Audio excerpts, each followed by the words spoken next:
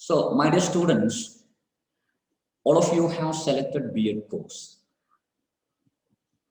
And you have got different expectations. You have got different attitude. You have got different approaches. You have got different perspectives. And before entering the papers included, actually I'm teaching you some general papers. Before entering the discussion of the papers included in your syllabus, I have to talk to you about the learning outcomes of B.Ed program. And this is something important. So I may share you some PowerPoint presentation.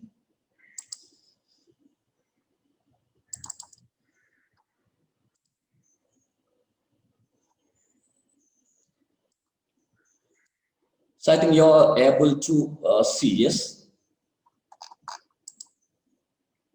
Yes? Yes, sir. Yes, sir. Is it clear? Yes, sir. Yes, sir. Yes. Yes. So this is an introduction. This is an introduction for you about course learning outcomes and program learning outcomes of B.Ed course. Before entering the course, you should know what are the different outcomes. And before talking about the course learning outcomes and program learning outcomes, you should know what this outcome-based education is, OBE. This is a term which people often use, I mean academicians. Can any one of you tell what this outcome-based education is? Any one of you can tell me. Yes? Have you ever heard this term? No, sir. Yes, No, sir. Anushree, I think Anushree, you have heard, I think, yes? No, sir. No. Okay, so anyone else? Has anyone of you? പഠിക്കുന്ന ആളുകൾക്ക് എന്തെങ്കിലും പുതിയതായ കാര്യം കിട്ടാൻ വേണ്ടിയിട്ട് കുട്ടികളിൽ result ഉണ്ടാവണം എന്നുള്ള അടിസ്ഥാനത്തിൽ പഠിപ്പിക്കപ്പെടുന്ന വിദ്യാഭ്യാസ രീതിക്കാണോ? Yes, teaching something by expecting some result in our students. Yes. Yes. Jasil is telling so.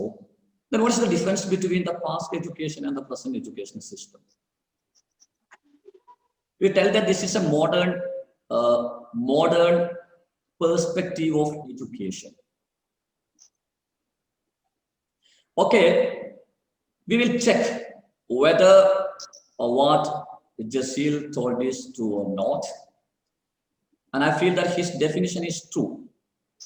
We are teaching by foreseeing some result, some change, some improvement, some abilities in our students. We are foreseeing. We are teaching by foreseeing some result in our students, some changes in our students, some improvement in our students. I may give you a definition first.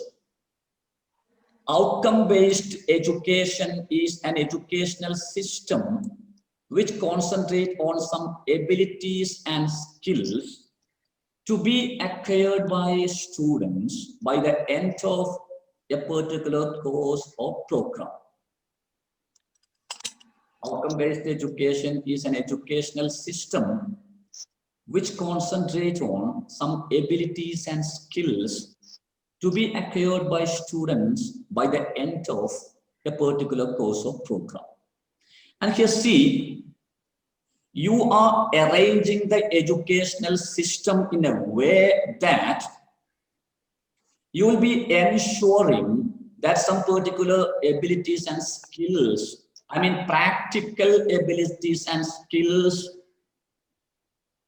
have been acquired by your students.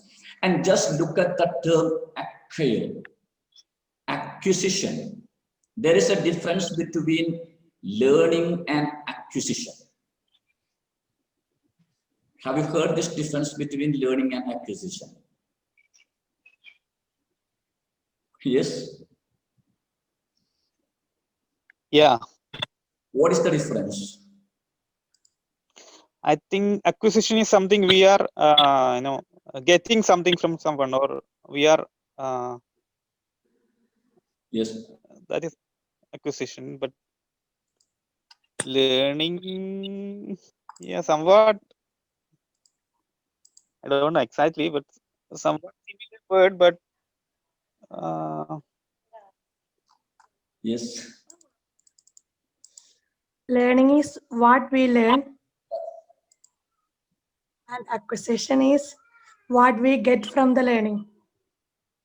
Yes, learning is what we learn, and acquisition is what we get from learning.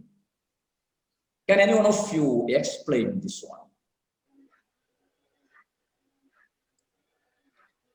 You will be getting some definition, some technical definition for learning in your psychology paper, something called some relatively permanent change in the behavior and such things. But when you talk about learning and acquisition, you can see that learning is a deliberate process to get some knowledge or skill. But acquisition is something natural. For example, when you learn a second language, when you try to get a second language in a formal educational institution, actually you are deliberately trying to know the rules and regulations of that particular language. But you are able to speak in your mother tongue because you naturally gain, you naturally acquire the mother tongue from the practical or life-oriented situation. ഞാനത് മലയാളത്തിൽ പറയുകയാണെങ്കിൽ acquisition എന്ന് പറഞ്ഞാൽ സ്വായത്തമാക്കുക എന്നാണ്.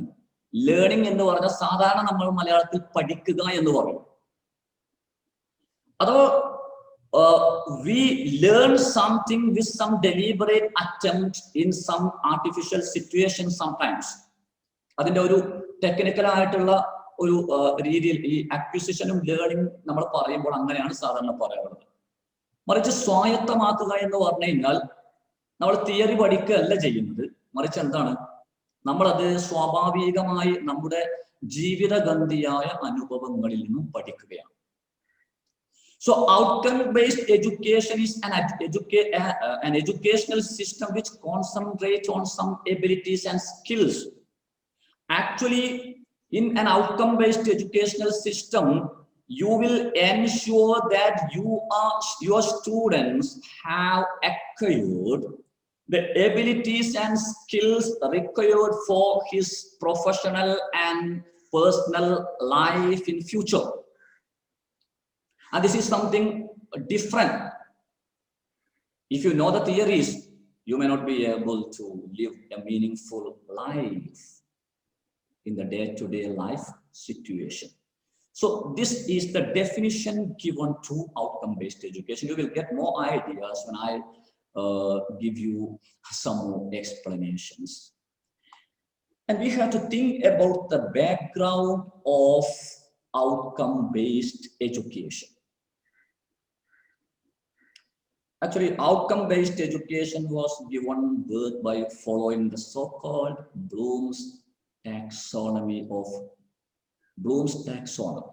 of Benjamin Bloom. And this is Benjamin Bloom. He is one of the most popular psychologists, and he has derived something called Bloom's taxonomy. What is taxonomy? Do you know? What is taxonomy? Classification. Yes, classification. So taxonomy, Bloom's taxonomy is classification of educational process or educational aims. He classified the process of learning, the process of acquisition, the process of getting knowledge, the process called education into different levels. And this is something, it was something different from the traditional formal educational system. So you will see what was that difference between the traditional educational system and this modern concept. So taxonomy means classification. Actually, taxonomy is a word which is used for classification of different, I think in biology, and in biology it is used, okay, I think for classifying the names of plants and such things, okay. So here it is used just for classification, taxonomy of Benjamin Bloom. So I may just show you Bloom's taxonomy. This is Bloom's taxonomy. You have to read from the bottom to the top. Remembering, understanding, applying, analyzing, evaluating, and creating. Remembering, understanding, applying, analyzing, evaluating, and creating. See, according to Benjamin Bloom, when you give education to your students, actually you should think about different levels. You should think about different levels. The primary level is remembering. During the childhood days, actually, you know that during your LKG days, you were memorizing each and everything without understanding. Yes, you will just tell A for apple, B for ball, C for cat. Yes, we were memorizing. And the matter is that in the past educational system, from the very beginning to the end of education, they were just giving importance to remembering or understanding. And they were not giving any sort of importance to the higher level of education. Actually, I do not believe in these concepts because I feel that there were some positive aspects for traditional formal education. But this is what nowadays people believe. Nowadays people believe that in the past, they were only teaching some theories. They were not giving any importance to understand. They were not giving any importance to applying. They were not giving any importance to analyzing and such things. And here, Benjamin Bloom believed that there should be systematic classification of educational aims. There should be systematic classification for the learning process. When you evaluate your students, you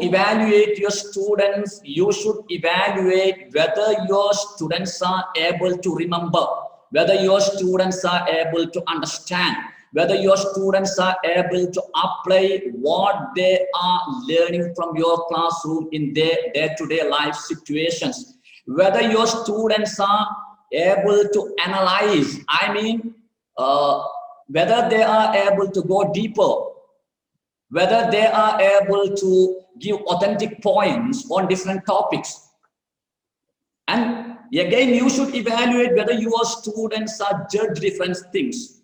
Evaluate whether your students are tell this is good, this is bad, this is wonderful, this is amazing, this is excellent, this is right, this is wrong. And this is evaluation. And this ability of evaluation should be created in your students.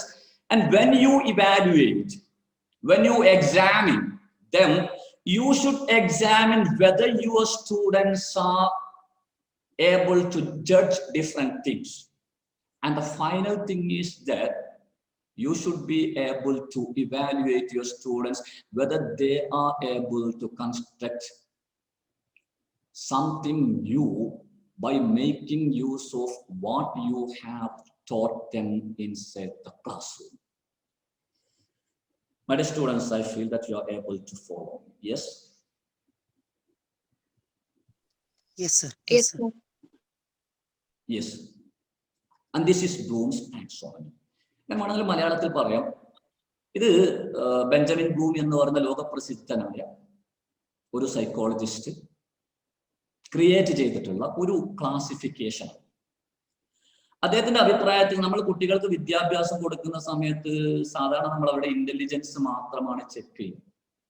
Intelligence പോലും check ചെയ്യുന്നില്ല എന്നതാണ്. കാരണം നമ്മൾ അവരുടെ കാര്യങ്ങൾ കാണാതെ പഠിച്ച് പിന്നീട് റീപ്രൊഡ്യൂസ് ചെയ്യാനുള്ള കഴിവ് മാത്രമാണ് ചെക്ക് ചെയ്യുന്നത് എന്ന അഭിപ്രായമായിരുന്നു അവർക്ക്.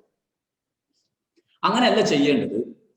നമ്മൾ എന്ത് ചെയ്യണം എന്ന് വിചാരിച്ചാൽ കുട്ടികളുടെ വ്യത്യസ്ത തലങ്ങളുണ്ട്. ഒരു മനുഷ്യന്റെ പഠനത്തിൽ വ്യത്യസ്ത തലങ്ങളുണ്ട്. അതിലെന്തുണ്ടാകാം?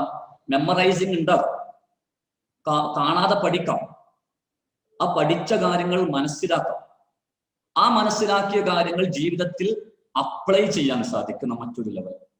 പിന്നെ കൂടുതൽ ചില തിയറികളിലേക്ക് കൂടുതൽ ആഴത്തിൽ ഇറങ്ങിച്ചെല്ലാൻ, വ്യത്യസ്തമായ തിയറികൾ തമ്മിൽ കമ്പയർ ചെയ്യാൻ, താരതമ്യ പഠനം നടത്താൻ, അതാണ് അനലൈസിങ് എന്ന് പറയുന്നത്. പിന്നെ കാര്യങ്ങളെ വിലയിരുത്താൻ കഴിയും. ഇവാലുവേറ്റിംഗ് അതാണ്. ഒരു കാര്യം അത് നല്ലതാണ്, അത് ചീത്തയാണ്, അത് മികച്ചതാണ്, അത് മോശമാണ്, അത് ഉപകാരപ്രദമാണ്, അത് ഉപകാരപ്രദമല്ലല്ലോ എന്നൊക്കെ ജഡ്ജ് ചെയ്യാം. പിന്നെ ഈ പഠിച്ചതൊക്കെ ഉപയോഗിച്ച് നോളജ് കൺസ്ട്രക്ട് ചെയ്യാൻ, പുതിയ പുതിയ കാര്യങ്ങൾ ക്രിയേറ്റ് ചെയ്യാൻ ഒക്കെ അവർക്ക് സാധിക്കണം, കുട്ടികൾക്ക് സാധിക്കണം. അതിനനുസരിച്ചാണ് നമ്മൾ വിദ്യാഭ്യാസ പ്രക്രിയ എന്ത് ചെയ്യേണ്ടത്? ക്രമീകരിക്കേണ്ടത്. ഇത് വളരെ വലിയൊരു കാര്യം. നമ്മൾ സാധാരണ എക്സാം ഒക്കെ നടത്തുമ്പോൾ പലപ്പോഴും ശ്രദ്ധിക്കുന്നത് എന്തിൽ മാത്രമാണ്? കുട്ടികളെ കാണാതെ പഠിച്ചിട്ട് ആ പോയിന്റുകളൊക്കെ നൽകുന്നുണ്ടോ എന്ന് മാത്രമാണ്. ആ പോയിന്റ് എത്രമാത്രം വിശദീകരിക്കുന്നു എന്നും പലപ്പോഴും ചെക്ക് ചെയ്യപ്പെടാറില്ല. ഇതാണ് ബ്ലൂംസ് ടാക്സോണമിയെ കുറിച്ച് പറയാനുള്ളത്. നിങ്ങൾ ബ്ലൂംസ് ടാക്സോണമിയൊക്കെ ചിലപ്പോൾ സൈക്കോളജിയിൽ പഠിക്കും. ഞാൻ നമ്മുടെ കോഴ്സിന്റെ ഔട്ട്കംസ് പറയാൻ വേണ്ടിയാണ് ഈ ക്ലാസ് വെച്ചിട്ടുള്ളത്. അപ്പൊ അതിന്റെ ഒരു ബാക്ക്ഗ്രൗണ്ട് എന്ന രീതിയിൽ പറഞ്ഞു മാത്രം. ഇതാണ് ഒരു മനുഷ്യന്റെ പഠനത്തിന്റെ വ്യത്യസ്ത തലങ്ങൾ. അതാണ് ബ്ലൂംസ് ടാക്സോണമി പറയുന്നത്. So this is Bloom's taxonomy. Now we can just look at the difference between traditional formal education and the modern concept of outcome-based education.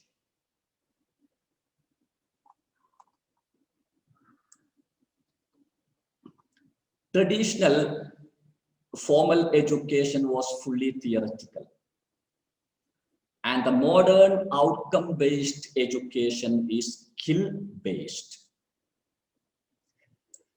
See, if you look at an example, there is one mathematical equation, a plus b into a plus b. Yes, am I right? Actually, I'm not an expert in mathematics. Yes. Yes. A plus b into a minus b is equal to a square minus a square minus b square. Yeah. A plus b into a minus b is equal to a square plus ab minus A square minus b square. A square minus b square. Yes. Yeah, a square minus b square. Yes. So see, actually, you cannot avoid this memorizing. Okay. because this equation is there. You should memorize this equation, because for further knowing, you should memorize this equation. So you cannot avoid memorizing. Sometimes you have to memorize some items. You cannot blame memorizing always. But the modern educational thinkers tell that the traditional formal educational system was just giving importance to memorizing, only to memorizing.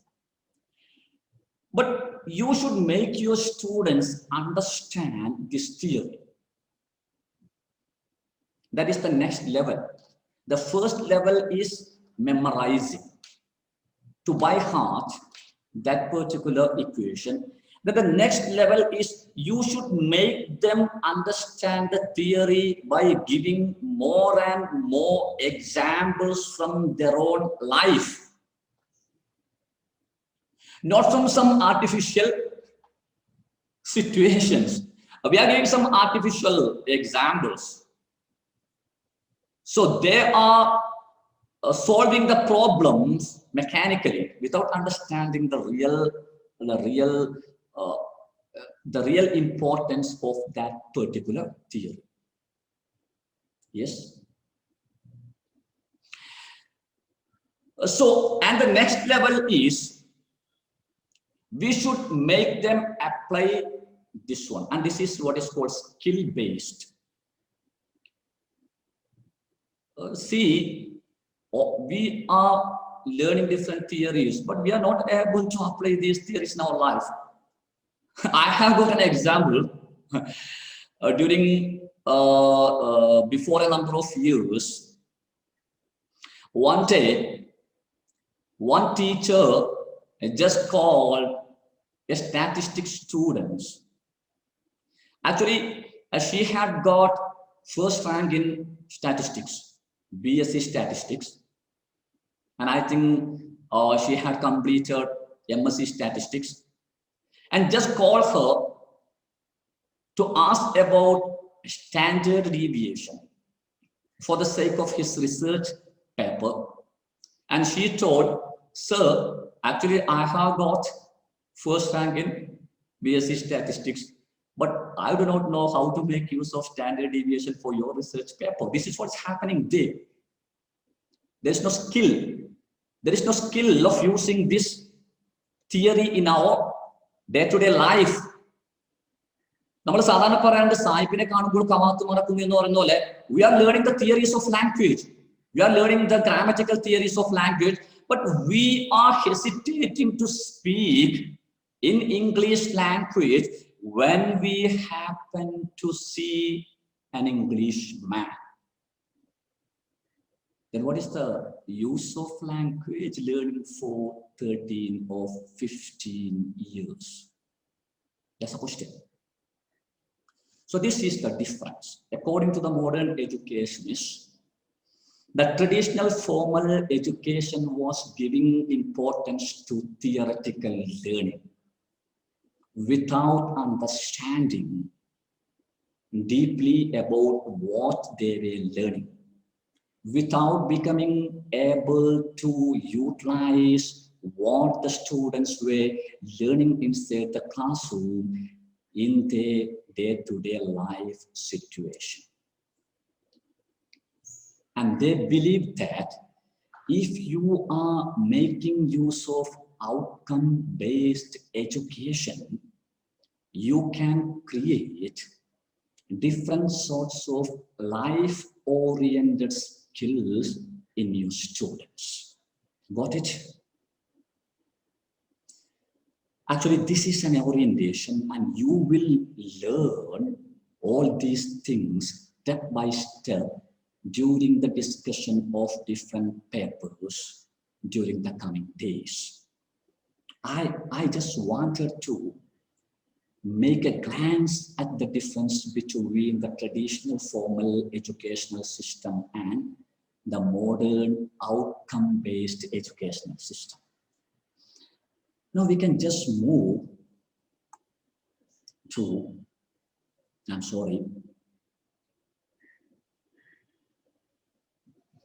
The difference starts from the scribbling of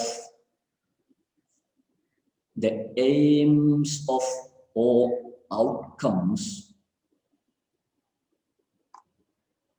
of a particular program.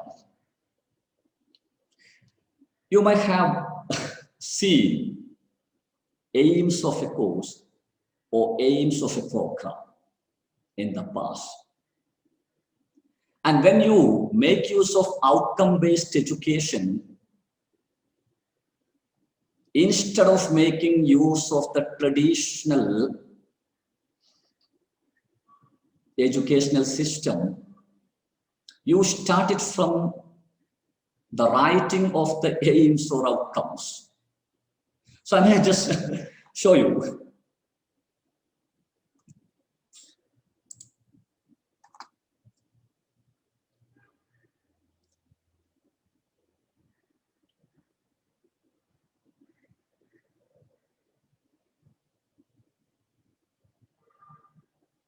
My dear students, I feel that you're able to follow me, yes? Yes, sir. Yes, sir. Yes, sir. And I ask you whether you're enjoying, yes? Yes, sir. Yes, sir. Because I have, Really. yes, another day I told you that you should enjoy. You should enjoy whatever your teachers are doing. You should enjoy. And this is an introduction. So I'm not able to ask more and more. During the coming days, I will be asking you more and more questions. Instead of using two, we use something like by the end of this course or program, the students will be able to plus some relevant verbs. And see, my dear students, in the past, when we were preparing the curricula for some courses, we used to write the aims. And we used to write the aims of education by making use of two. For example, we will write that just like this: aims of education, aims of this course. Then to make the students know the theory, this theory. To make the students use this theory. Like, നമ്മൾ സാധാരണ എങ്ങനെയാണ് എഴുതുക? നമ്മൾ സാധാരണ ഓരോ കോഴ്സിന്റെ ലക്ഷ്യങ്ങൾ എന്ന് പറഞ്ഞിട്ട് എഴുതുന്നത് ടു എന്ന വാക്ക് ഉപയോഗിച്ചിട്ടാണ്. അഥവാ ഈ കോഴ്സ് ഇവർക്ക് പഠിപ്പിച്ചു കൊടുക്കുന്നത് അവർക്ക് ഈ തിയറി പഠിപ്പിച്ചു കൊടുക്കാൻ വേണ്ടി, അല്ലെങ്കിൽ അവർക്ക് ആശയവിനിമയ ശേഷി ഉണ്ടാക്കാൻ വേണ്ടി, അല്ലെങ്കിൽ അവർക്ക് ആ ഒരു തിയറി വിശദീകരിക്കാനുള്ള കഴിവുണ്ടാക്കാൻ വേണ്ടി, ഇങ്ങനെയാണ് നമ്മൾ സാധാരണ എഴുതാറുള്ളത്, അല്ലെ? എന്നാൽ nowadays we are making use of some other style. ഇപ്പൊ നമ്മൾ എഴുതുന്ന എങ്ങനെയാണെന്നറിയോ? ഇപ്പൊ by the end of this course the students will be able to communicate effectively and usefully in English language. ഈ കോഴ്സ് അവസാനിക്കുമ്പോഴേക്കും വിദ്യാർത്ഥികൾ മനോഹരമായി ആശയവിനിമയം നടത്താനുള്ള കഴിവ് ആർജിച്ചിരിക്കും. What is the difference? Yes, just look there. ചില വാക്കുകളിലുള്ള വ്യത്യാസം മാത്രമാണ്. നമ്മൾ പണ്ട് നമ്മൾ എയിംസ് എഴുതാറുള്ളത് അങ്ങനെയാണ്. പണ്ട് നമ്മൾ എയിംസ് എഴുതാറുള്ളത് ഈ കോഴ്സ് പഠിപ്പിക്കുന്നത് അവന് ആശയവിനിമയ ശേഷി ഉണ്ടാക്കാൻ വേണ്ടിയാണ്, അവന് ഈ തിയറി പഠിപ്പിച്ചു കൊടുക്കാൻ വേണ്ടിയാണ്, അല്ലെങ്കിൽ വിദ്യാർത്ഥികൾക്ക് ഈ തിയറി പഠിപ്പിച്ചു കൊടുക്കാൻ വേണ്ടിയാണ് എന്നാണ്. എന്നാൽ ഇപ്പോൾ നമ്മൾ എഴുതുന്നത് എന്താണ്? ഇപ്പോൾ നമ്മൾ എഴുതുന്നത് ഈ കോഴ്സ് കഴിയുമ്പോഴേക്കും വിദ്യാർത്ഥികൾ ആ തിയറി മനോഹരമായി നിർവചിക്കാൻ പഠിച്ചിരിക്കും. ഈ പ്രോഗ്രാം കഴിയുമ്പോഴേക്കും വിദ്യാർത്ഥികൾ ഇംഗ്ലീഷ് ഭാഷയിൽ മനോഹരമായി ആശയവിനിമയം നടത്താനുള്ള കഴിവ് ആർജിച്ചിരിക്കും. ഈ പ്രോഗ്രാം അവസാനിക്കുമ്പോഴേക്കും ഇന്റലിജൻസും പേഴ്സണാലിറ്റിയും തമ്മിലുള്ള ബന്ധത്തെക്കുറിച്ച് വ്യക്തമായ ആശയം വിദ്യാർത്ഥികൾക്ക് ലഭിച്ചിരിക്കും. What is the difference? Yes, tell me. Now it is more optimistic about, modern education is more optimistic. Yes. As compared to traditional. Yes, you can see a sort of optimism. Yes, a sort of positive energy there. Yes, you are right. Yes, then.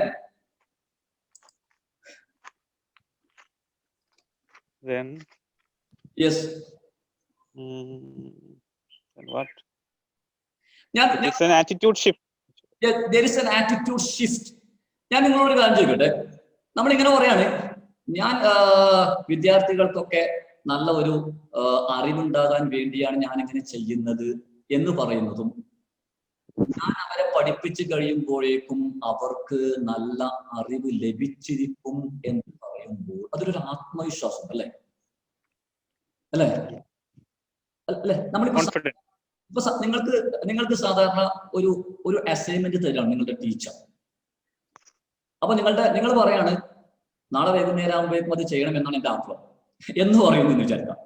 നാളെ വൈകുന്നേരം എന്നൊരു സമയമുണ്ടെങ്കിൽ ആ സമയത്തിന് മുമ്പ് ഞാൻ ഈ assignment complete ചെയ്തിരിക്കും എന്ന് പറയുമ്പോ അല്ലേ? ഇല്ലേ? നമ്മൾ ഉപയോഗിക്കുന്ന ഈ വാക്കുകളിൽ ഒരുപാട് വ്യത്യാസമുണ്ട്. നമ്മൾ വിചാരിക്കുന്ന പോലെയല്ല. വാക്കൊക്കെ ചെറുത് അത് ഒരു വാക്കിന്റെ മാറ്റത്തിൽ എന്തിരിക്കുന്നു എന്ന് ചോദിക്കുന്നതിൽ അർത്ഥമില്ല. അത് ഉപയോഗിക്കുന്ന സമയത്ത് ഉണ്ടാകുന്ന ഒരു ചേഞ്ച്, ഒരു യെസ്, ആ ഒരു പോസിറ്റീവ് ആറ്റിറ്റ്യൂഡ് തന്നെയാണ്. അപ്പൊ നിലവിൽ ഇത് പഠിക്കുമ്പോൾ നിങ്ങൾ ശ്രദ്ധിക്കേണ്ടത്, നിങ്ങൾ നാളെ സ്കൂളിൽ പോയി കഴിഞ്ഞാൽ നിങ്ങൾ എന്ത് ചെയ്യണമെന്ന് വെച്ചാൽ നിങ്ങളുടെ കരിക്കുലത്തിൽ ഒരുപാട് എയിംസ് ഒക്കെ എഴുതിയിട്ടുണ്ടാകും. പക്ഷെ നിങ്ങളുടേതായ ചില ഔട്ട്കംസ് എഴുതണം. ഞാൻ അതുകൊണ്ടാണ് ശരിക്കും BEd കോഴ്സിന്റെ കോഴ്സ് ലേണിംഗ് ഔട്ട്കമ്മും പ്രോഗ്രാം ലേണിംഗ് ഔട്ട്കമ്മും പറയാൻ വന്ന സമയത്ത് എന്താണ് ഔട്ട്കം ബേസ്ഡ് എഡ്യൂക്കേഷൻ എന്ന് അതിന്റെ തുടക്കം മുതൽ പറയാനുള്ള ഒരു കാരണം. Actually, you are going to be teachers. And my dear students,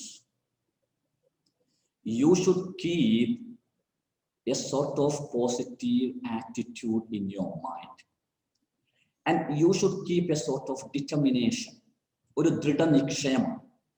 അങ്ങനെ ചെയ്യാൻ ഞാൻ ആഗ്രഹിക്കുന്നു എന്ന് പറയുന്നതിനേക്കാൾ ഞാൻ പഠിപ്പിച്ചു കഴിയുമ്പോഴേക്കും എൻ്റെ കുട്ടികൾ നന്നായിട്ട് കണക്ക് ചെയ്യാൻ പഠിച്ചിരിക്കും. എൻ്റെ കുട്ടികൾ പഠിക്കുന്ന കണക്കുകൾ അവരുടെ ജീവിതത്തിൽ ഉപയോഗിക്കാൻ അവർക്ക് സാധിച്ചിരിക്കും. ഞാൻ പഠിപ്പിക്കുന്ന കുട്ടികൾ ഞാൻ പഠിപ്പിച്ചു കഴിയുമ്പോഴേക്കും ഇംഗ്ലീഷിൽ മനോഹരമായി സംസാരിക്കാനുള്ള കഴിവ് ആർജിച്ചിരിക്കും. ഞാൻ പഠിപ്പിച്ചു കഴിയുമ്പോഴേക്കും എൻ്റെ കുട്ടികൾ സോഷ്യൽ സയൻസിലെ ഹിസ്റ്ററിയിൽ നിന്നും പാഠങ്ങൾ പഠിക്കുകയും തങ്ങളുടെ ജീവിതത്തിൽ അത് പകർത്തുകയും ചെയ്തിരിക്കും. ഞാൻ പഠിപ്പിക്കുന്ന കുട്ടികൾ ഉത്തരേന്ത്യയിൽ പോകുമ്പോൾ ഞാൻ പഠിപ്പിച്ച ഹിന്ദി അവരുടെ സംസാര ഭാഷയിൽ ഉപയോഗിച്ചിരിക്കും. ഞാൻ പഠിപ്പിക്കുന്ന കുട്ടികൾ അവരുടെ ജീവിതത്തിൽ നല്ല ശാസ്ത്രീയമായ അവബോധമുള്ളവരായി മാറിയിരിക്കും എന്നൊക്കെ നമ്മൾ മനസ്സിൽ പറയുമ്പോൾ, അങ്ങനെ നമ്മൾ കുറിച്ചു വെക്കുമ്പോൾ ഉണ്ടാകുന്ന ആ ഒരു ദൃഢനിശ്ചയം, ഡിറ്റർമിനേഷൻ, അതാണ് ശരിക്കും ഈ വാക്കിൽ കാണുന്നത്. കാരണം പലപ്പോഴും ആളുകൾ വിചാരിക്കുന്നത് പണ്ട് എയിം എഴുതുമ്പോൾ 2 എന്ന് എഴുതി, ഇപ്പോൾ ഔട്ട്കം എഴുതുമ്പോൾ വിൽ ബി ഏബിൾ ടു എന്നെഴുതി കുറെ വേർബുകൾ ഉപയോഗിക്കുന്നു എന്നല്ലാതെ അതിലെന്താണ് ഇപ്പോൾ വ്യത്യാസമില്ലത് എന്നാണ്. അത് ആ വ്യത്യാസം മനസ്സിലാകാത്തത് എന്തുകൊണ്ടാണെന്നറിയോ? നമ്മൾ എന്ത് ചെയ്യുന്നറിയോ? നമ്മളൊരു കോഴ്സിന്റെ ഔട്ട്കം നമുക്ക് എഴുതണമെങ്കിൽ, അതിന്റെ ഔട്ട്കം നമുക്ക് എഴുതണമെങ്കിൽ നമ്മൾ ഉടനെ തന്നെ എന്ത് ചെയ്യും? എനിക്കിപ്പോ സയൻസിന്റെ ഔട്ട്കം ആണ്, സയൻസ് ടീച്ചിങ്ങിന്റെ ഔട്ട്കം ആണ് എഴുതേണ്ടതിൽ ഞാൻ നമ്മുടെ ഏറ്റവും വലിയ ഷെയ്ഖായ, ഏറ്റവും വലിയ ഏറ്റവും വലിയ ഡിക്ഷണറിയായ, ഏറ്റവും വലിയ ടീച്ചറായ ഗൂഗിൾ സെർച്ച് എഞ്ചിനിൽ പോയിട്ട് ഔട്ട്കംസ് ഓഫ് സയൻസ് കോഴ്സസ് എന്ന് എഴുതി കൊടുത്തിട്ട് അവിടെ കിട്ടുന്ന സാധനങ്ങളൊക്കെ എന്തെങ്കിലും കോപ്പി അടിച്ചിട്ട് അതിന്റെ കുറെ വാക്കൊക്കെ മാറ്റിയിട്ട് എന്ത് ചെയ്യും? നമ്മൾ ഔട്ട്കം എഴുതി ഉണ്ടാക്കും. പിന്നെ എങ്ങനെയാണ് നമുക്ക് ഇതിന്റെ ഒരു യഥാർത്ഥ തീം മനസ്സിലാകുന്നതാണ്. Okay, so this is what is happening. We start this change from the very beginning of the course. That means we write some outcomes by using the style of writing like The students, by the end of this program, or by the time the students complete this program, they will be able to communicate well, they will be able to create new ideas. So this is the style of writing the outcomes. Okay.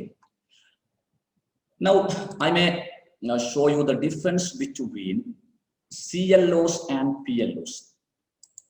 Course learning outcomes and program learning outcomes. You can see course learning outcomes are some outcomes which can be measurable with some grades and marks through oral or written tests and examinations. And program learning outcomes are some outcomes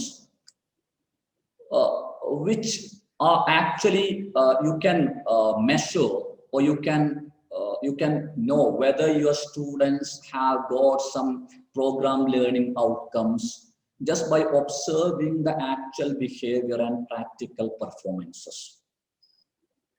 ഇത് വ്യത്യാസം എന്ന് പറയുന്നത്, ഇപ്പൊ നിങ്ങൾ സാധാരണ return exam ഒക്കെ നടത്തുമ്പോൾ നിങ്ങൾക്ക് മനസ്സിലാക്കാൻ പറ്റും നിങ്ങളുടെ കോഴ്സുമായി ബന്ധപ്പെട്ട ഏതൊക്കെ ലേണിംഗ് ഔട്ട്കംസ് ആണ് അവർക്ക് കിട്ടിയിട്ടുള്ളത് എന്ന്. ഫോർ എക്സാമ്പിൾ, നിങ്ങൾ ഒരു പെർട്ടിക്കുലർ തിയറി പഠിപ്പിക്കുന്നു. ആ പെർട്ടിക്കുലർ തിയറി അവർ പഠിച്ചിട്ടുണ്ടോ എന്നുള്ളത് നിങ്ങൾക്ക് ഒരു റിട്ടേൺ എക്സാം എന്ത് ചെയ്താൽ മതി, നടത്തിയാൽ മതി. അപ്പൊ അങ്ങനെ നമ്മൾ എഴുതുന്ന ഔട്ട്കമ്മുകളാണ് കോഴ്സ് ലേണിംഗ് ഔട്ട്കം എന്ന പേരിൽ അറിയപ്പെടുന്നത്. നേരെ മറിച്ച് ആ തിയറി ഉപയോഗിച്ചുകൊണ്ട് അവന്റെ ജീവിതത്തിൽ അവൻ എന്തെങ്കിലും ചെയ്യുന്നുണ്ടോ എന്നുള്ളത് ഒരിക്കലും നിങ്ങൾക്ക് എന്ത് ചെയ്യാൻ പറ്റില്ല, എക്സാം നടത്തിയിട്ട് ചെക്ക് ചെയ്യാൻ പറ്റില്ല. കാരണം അതൊരു സ്കില്ലാണ്. ഇപ്പൊ ഞാൻ എന്റെ കുട്ടിക്കാലത്ത് ഒരു സംഭവം ഉണ്ടായിരുന്നു. ഒരു ദിവസം എന്റെ ഇത്താത്തയൊക്കെ 7ാം ക്ലാസ്സിൽ അവന് പഠിക്കുന്ന സമയത്ത് എന്താണ് അവിടെ ഉപയോഗിച്ച ടെക്നിക്കൊന്നും എനിക്കറിയില്ല. ഞങ്ങളുടെ വീട്ടിൽ നിന്നും എന്റെ ഇത്താത്തയുടെ ഫ്രണ്ട് ഒരു നസീമ എന്ന് പറയുന്ന എന്റെ വീട്ടിനടുത്തുള്ള മറ്റൊരു ഇത്താത്തയും കൂടി, അപ്പൊ ഞങ്ങളൊക്കെ ചെറിയ കുട്ടികളാണ്, ഒരു ബലൂണ് എടുത്തു കൊണ്ടുവന്ന് ഒരു കുപ്പിയിൽ എന്തൊക്കെ നിറച്ചു. എന്നിട്ട് എന്ത് ചെയ്തു വെച്ചാൽ ഈ കുപ്പിയുടെ അടപ്പിന്റെ ഭാഗത്ത് ഈ ബലൂൺ വെച്ചു. അങ്ങനെ ബലൂണൊക്കെ ഇങ്ങനെ പൊന്തി വന്നു. അവസാനം ആ ബലൂണ് കെട്ടിയിട്ട് എന്ത് ചെയ്തു, അതിങ്ങനെ പറത്തി വെക്കൂ. ബലൂൺ അങ്ങനെ തന്നെ പോയി. അപ്പൊ പിന്നെ നമ്മൾ പറയാൻ തുടങ്ങി, ആ ബലൂണിന്റെ മേൽ നമ്മുടെ പേരും അഡ്രസ്സൊക്കെ എഴുതി വെക്കണമായിരുന്നു. അതിപ്പം വേറെ എവിടെയെങ്കിലും പോയിട്ട് ആർക്കെങ്കിലും കിട്ടിയാൽ നമ്മളാണ് അയച്ചതെന്നൊക്കെ അറിയേണ്ടതൊക്കെ വളരെ വർഷങ്ങൾക്ക് മുമ്പാണ് സംഭവം. ഇത് സംഭവം ഈ ഒരു സാധനം ഒരിക്കലും എക്സാമിലൂടെ ആർക്ക് ചെക്ക് ചെയ്യാൻ പറ്റില്ല, ടീച്ചേഴ്സിന് ചെക്ക് ചെയ്യാൻ പറ്റില്ല. അപ്പൊ നമ്മൾ ഒരു കോഴ്സ് കഴിയുമ്പോൾ അല്ലെങ്കിൽ ഒരു പ്രോഗ്രാം കഴിയുമ്പോൾ 2 തരത്തിലുള്ള മാറ്റവും കുട്ടികളിൽ ഉണ്ടാക്കാൻ സാധിക്കണം. ഒന്ന്, നമ്മുടെ എക്സാം കൊണ്ട് നമുക്ക് ചെക്ക് ചെയ്യാൻ പറ്റുന്ന മാറ്റങ്ങൾ. മറ്റൊന്ന്, അവരുടെ യഥാർത്ഥ ജീവിതത്തിൽ ഈ പഠിക്കുന്ന കാര്യങ്ങൾക്ക് അവർക്ക് ഉപയോഗിക്കാൻ കഴിയുന്ന തരത്തിലുള്ള മാറ്റങ്ങൾ. ഇതാണ് കോഴ്സ് ലേണിംഗ് ഔട്ട്കം എന്നും പ്രോഗ്രാം ലേണിംഗ് ഔട്ട്കം എന്നും അറിയപ്പെടുന്നത്. Got it? Yes? Yes, sir. Yes, sir. Yes, sir. Yes, sir. Yes, sir. So these are some aspects of outcome-based education. And I do not know whether the time is full. I think ചില സമയത്ത് ഈ സൂമുകാര് നമ്മളെ free ആയിട്ടുള്ള വേർഷനിൽ തന്നെ കൂടുതൽ സമയം തരുന്നത് കാണാം. ഇതിപ്പോ 1 മണിക്കൂറായി. നമ്മൾ ഇന്ന് ഭാഗ്യവാന്മാരാണെന്നാണ് എനിക്ക് തോന്നുന്നത്. We are fortunate because the time is over, but still the meeting is there, so we can go on. Yes. Sir പുതിയ അക്കൗണ്ടിലായിരിക്കും തുടങ്ങിയിട്ടുണ്ടാവും, അതുകൊണ്ടാണ് ഫസ്റ്റ് യൂസ് ഫ്രീ ആണ്. പഴയ അക്കൗണ്ട് തന്നെയാണ് ഞാൻ സാധാരണ ഉപയോഗിക്കുന്ന അക്കൗണ്ട് തന്നെയാണ്. അത് ചില സമയത്ത് ചിലപ്പോ അങ്ങനെ ഒരു ഭാഗ്യത്തിന് കിട്ടുന്നതായിട്ട് കാണാം. അത് സ്റ്റുഡൻസും അങ്ങനെ പറയുന്നത് കേട്ടിരുന്നു. ഞാനും ഇടയ്ക്ക് ഒരു പ്രാവശ്യം ഉപയോഗിച്ചപ്പോൾ നിങ്ങളുടെ സീനിയേഴ്സിന് ഉപയോഗിച്ച സമയത്ത് അങ്ങനെ കിട്ടിയിരുന്നു. നിങ്ങളൊക്കെ നിഷ്കളങ്കരാണ്, ഞാൻ നിഷ്കളങ്കരാണെന്ന് എനിക്കറിയില്ല, അതുകൊണ്ടായിരിക്കാം. നിഷ്കളങ്കർക്ക് എപ്പോഴും എന്താണെന്ന് ഇങ്ങനെ ചിലപ്പം അപ്രതീക്ഷിതമായിട്ട് ചില സഹായങ്ങളൊക്കെ എന്ത് ചെയ്യും, കിട്ടിക്കൊണ്ടിരിക്കും. ഓക്കെ, സോ ഇതാണ് ഈ ഔട്ട്കം ബേസ്ഡ് എഡ്യൂക്കേഷൻ ആണ് ഇപ്പൊ നമ്മൾ ഉപയോഗിച്ചുകൊണ്ടിരിക്കുന്നത്. ഈ രീതിയിലാണ് ഇപ്പോൾ നമ്മൾ കരിക്കുലം ഉണ്ടാക്കുന്നത്. നമ്മുടെ കോഴ്സിന്റെ ഈ പ്രോസ്പെക്ടസ് ഒക്കെ തയ്യാറാക്കുമ്പോഴൊക്കെ നമ്മുടെ അതിലുള്ള എയിംസ് ഒക്കെ എഴുതുന്നത് ഈ രീതിയിലാണ്, ഔട്ട്കം എന്ന രീതിയിലാണ് എഴുതുന്നത്. So you're going to be prospective teachers and you have got some expectations, you have got some dreams, you have got some hopes in your mind. when you are doing this B.Ed course. So my dear students, I'll be presenting before you some course learning outcomes and program learning outcomes of this B.Ed course. And see, this is not just for informing you about the program learning outcomes and course learning outcomes, but you should organize, you should arrange your mind, you should plan systematically for doing this course by keeping all these course learning outcomes and program learning outcomes in your minds. That is something important. See, whatever thing you are doing, you should keep some systematic goal in your mind, some systematic idea, some authentic approach.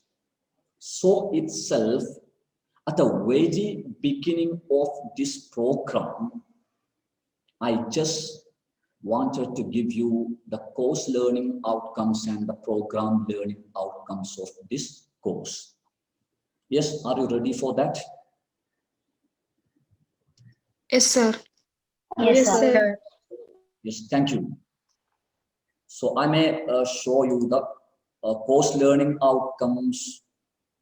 First, I will show you the course learning outcomes of, that is CLOs of B.Ed program at KSI Training College. Okay.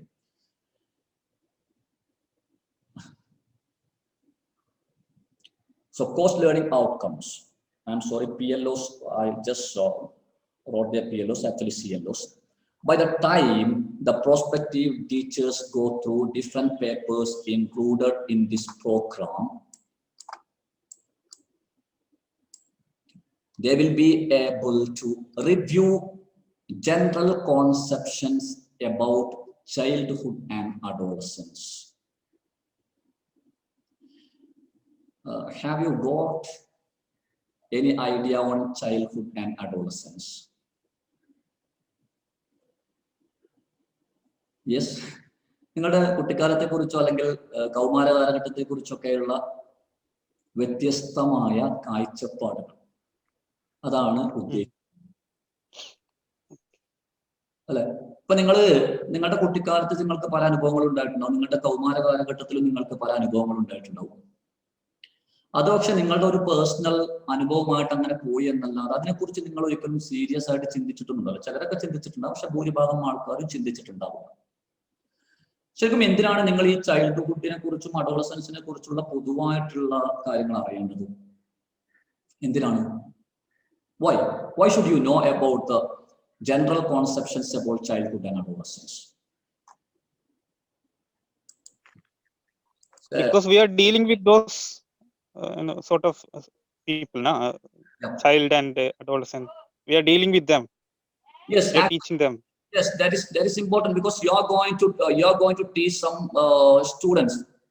Yes, you are going to teach some adolescents. Okay, you are going to teach children or 8th standard or 9th standard students. So you should know. നിങ്ങളിപ്പോ ഏതെങ്കിലും ഒരു പ്രത്യേകമായ ഒരു കുട്ടി നിങ്ങളുടെ ക്ലാസ്സിൽ പോയി ഒന്നോ രണ്ടോ കുട്ടികളുടെ പെരുമാറ്റം നോക്കിയിട്ട് നിങ്ങൾക്ക് എന്ത് ചെയ്യാൻ പറ്റില്ല? ഒരിക്കലും അവരെ വിലയിരുത്താൻ സാധിക്കില്ല എല്ലാവരെയും, അല്ലെ? അപ്പൊ നിങ്ങൾ നേരത്തെ എന്താ അറിഞ്ഞിരിക്കണം? നേരത്തെ തന്നെ നിങ്ങൾ കുട്ടിക്കാലത്തെ കുറിച്ചും കൗമാരത്തെ കുറിച്ചും സൈക്കോളജി എന്ത് പറയുന്നു, ശാസ്ത്രം എന്ത് പറയുന്നു എന്ന് നിങ്ങൾ അറിഞ്ഞിരിക്കണം. അത് നിങ്ങൾ ശരിക്കും നിങ്ങളുടെ പരീക്ഷയിൽ എഴുതി മാർക്ക് വാങ്ങാൻ വേണ്ടി മാത്രമല്ല, മറിച്ച് നിങ്ങൾക്ക് അതിനെക്കുറിച്ച് വ്യക്തമായ ഒരു ധാരണ ഉണ്ടായിരിക്കണം. ഇപ്പൊ നിങ്ങളോട് എന്താണ് അഡോളസൻസ് എന്ന് ചോദിച്ചു കഴിഞ്ഞാൽ നിങ്ങൾക്ക് കാണാതെ പഠിച്ച് എഴുതാം. കാണാതെ പഠിച്ച് എഴുതിയത് കൊണ്ട് മാത്രം എന്താകില്ല. ഇപ്പൊ നിങ്ങൾക്ക് അതിന്റെ ഡെഫിനിഷൻ അറിയാം, നിങ്ങൾ ടെക്സ്റ്റ് പുസ്തകത്തിൽ കാണുന്ന ഡെഫിനിഷൻ അങ്ങനെ തന്നെ എഴുതുന്നു, കാണാതെ പഠിച്ചിട്ട് നിങ്ങൾ അതിനെ കുറിച്ച് എഴുതുന്നു, അതുകൊണ്ട് വലിയ കാര്യമില്ല. അപ്പൊ അതുകൊണ്ട് നിങ്ങൾ പഠിക്കുന്ന സമയത്ത് നിങ്ങളുടെ മനസ്സിൽ നിങ്ങൾ ഇങ്ങനെ പറയണം, ഞാൻ ഈ കോഴ്സ് കഴിയുമ്പോഴേക്കും കുട്ടിക്കാലത്തെ കുറിച്ചും അതുപോലെ തന്നെ കൗമാര കാലഘട്ടത്തെ കുറിച്ചും പൊതുവായിട്ട് എന്തൊക്കെ കാഴ്ചപ്പാടുകളാണ് ഉള്ളത് അത് മുഴുവനും ഞാൻ എന്ത് ചെയ്യും, വളരെ ഡീപ്പായിട്ട് പഠിച്ചിരിക്കും. അതാണ് ഞാൻ പറഞ്ഞത്. നിങ്ങളുടെ മനസ്സിൽ നിങ്ങൾ അങ്ങനെ പറഞ്ഞു. You should tell that I will be able to review the general conceptions about childhood and adolescence by the time I complete this B.Ed program. Right? Yes? Yes, sir. Yes, sir. Yes, sir. So, Yes, sir. I may not Yes, be... sir. Yes, thank you. Actually, I may not be able to explain each and every course learning outcome and program learning outcome here, because there are a number of course learning outcome and program learning outcome. But I may advise you, my dear students, I may request you, my dear students, when you just go through the course learning outcomes and program learning outcomes, which I'm going to show before you on this screen, you should just tell your mind that I will be able to do this one by the end of this B.Ed program. And that is the very first step in your B.Ed course. Yes, right? So the first course learning outcome is to review general conceptions about childhood and adolescence. And the second one is to compare and distinguish growth and development. Okay, in psychology, you will be taught what is growth, what is development. And you will be taught what is the difference between growth and development. And you will be taught what is the relationship between growth and development. And you should be taught, you will be taught why we should know growth and development. What is the importance of growth and development of the children in teaching learning process? So this is another course learning outcome. So you just tell your mind, by the time I complete this course, I will be able to compare and distinguish growth and development. And I'll be utilizing the concepts in my teaching learning process. Yes. Then the third one is to acquire theoretical perspectives of dimensions and stages of human development. And you should know about different concepts of human development, different psychological approaches of different stages of human development.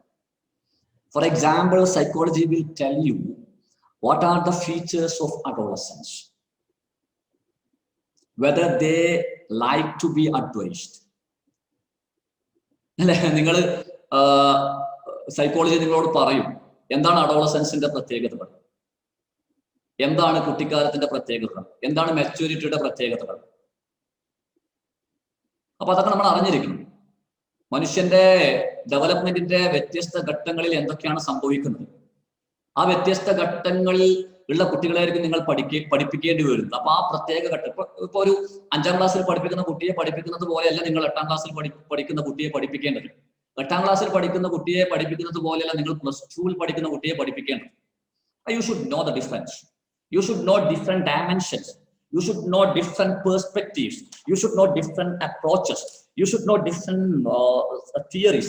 You should know different types of attitudes, different types of principles. So this is another course learning outcome. Then the next one is to understand how different socio-political realities construct different types of childhoods. You should know about the socio-political realities. You should know about the importance, the significance, the influence of different socio-political aspects which create different types of childhoods. This also will be there by the time you complete this particular course. Then to analyze the major theories of intelligence. What is intelligence? Yes, you may have got different definitions, but when you go through the psychology paper, in the B.Ed course, you will be able to analyze the major theories of intelligence. Different people have given different definitions for intelligence. And different people have given different theories, different principles, different methods for improving intelligence, different factors which influence intelligence, different aspects of intelligence, different types of intelligence. Yes, you can see mathematical intelligence is there, musical intelligence is there. Yes, so different types of intelligence you can see. So just tell your mind, just write in your heart that I will be able to analyze the major theories of intelligence by the time I complete this B.Ed program, by the end of these 2 years, by the end of the couple of years, the coming couple of years. Then another course learning outcome is to explain different theories of personality. And my dear friends, I think nowadays you can see thousands of personality development classes.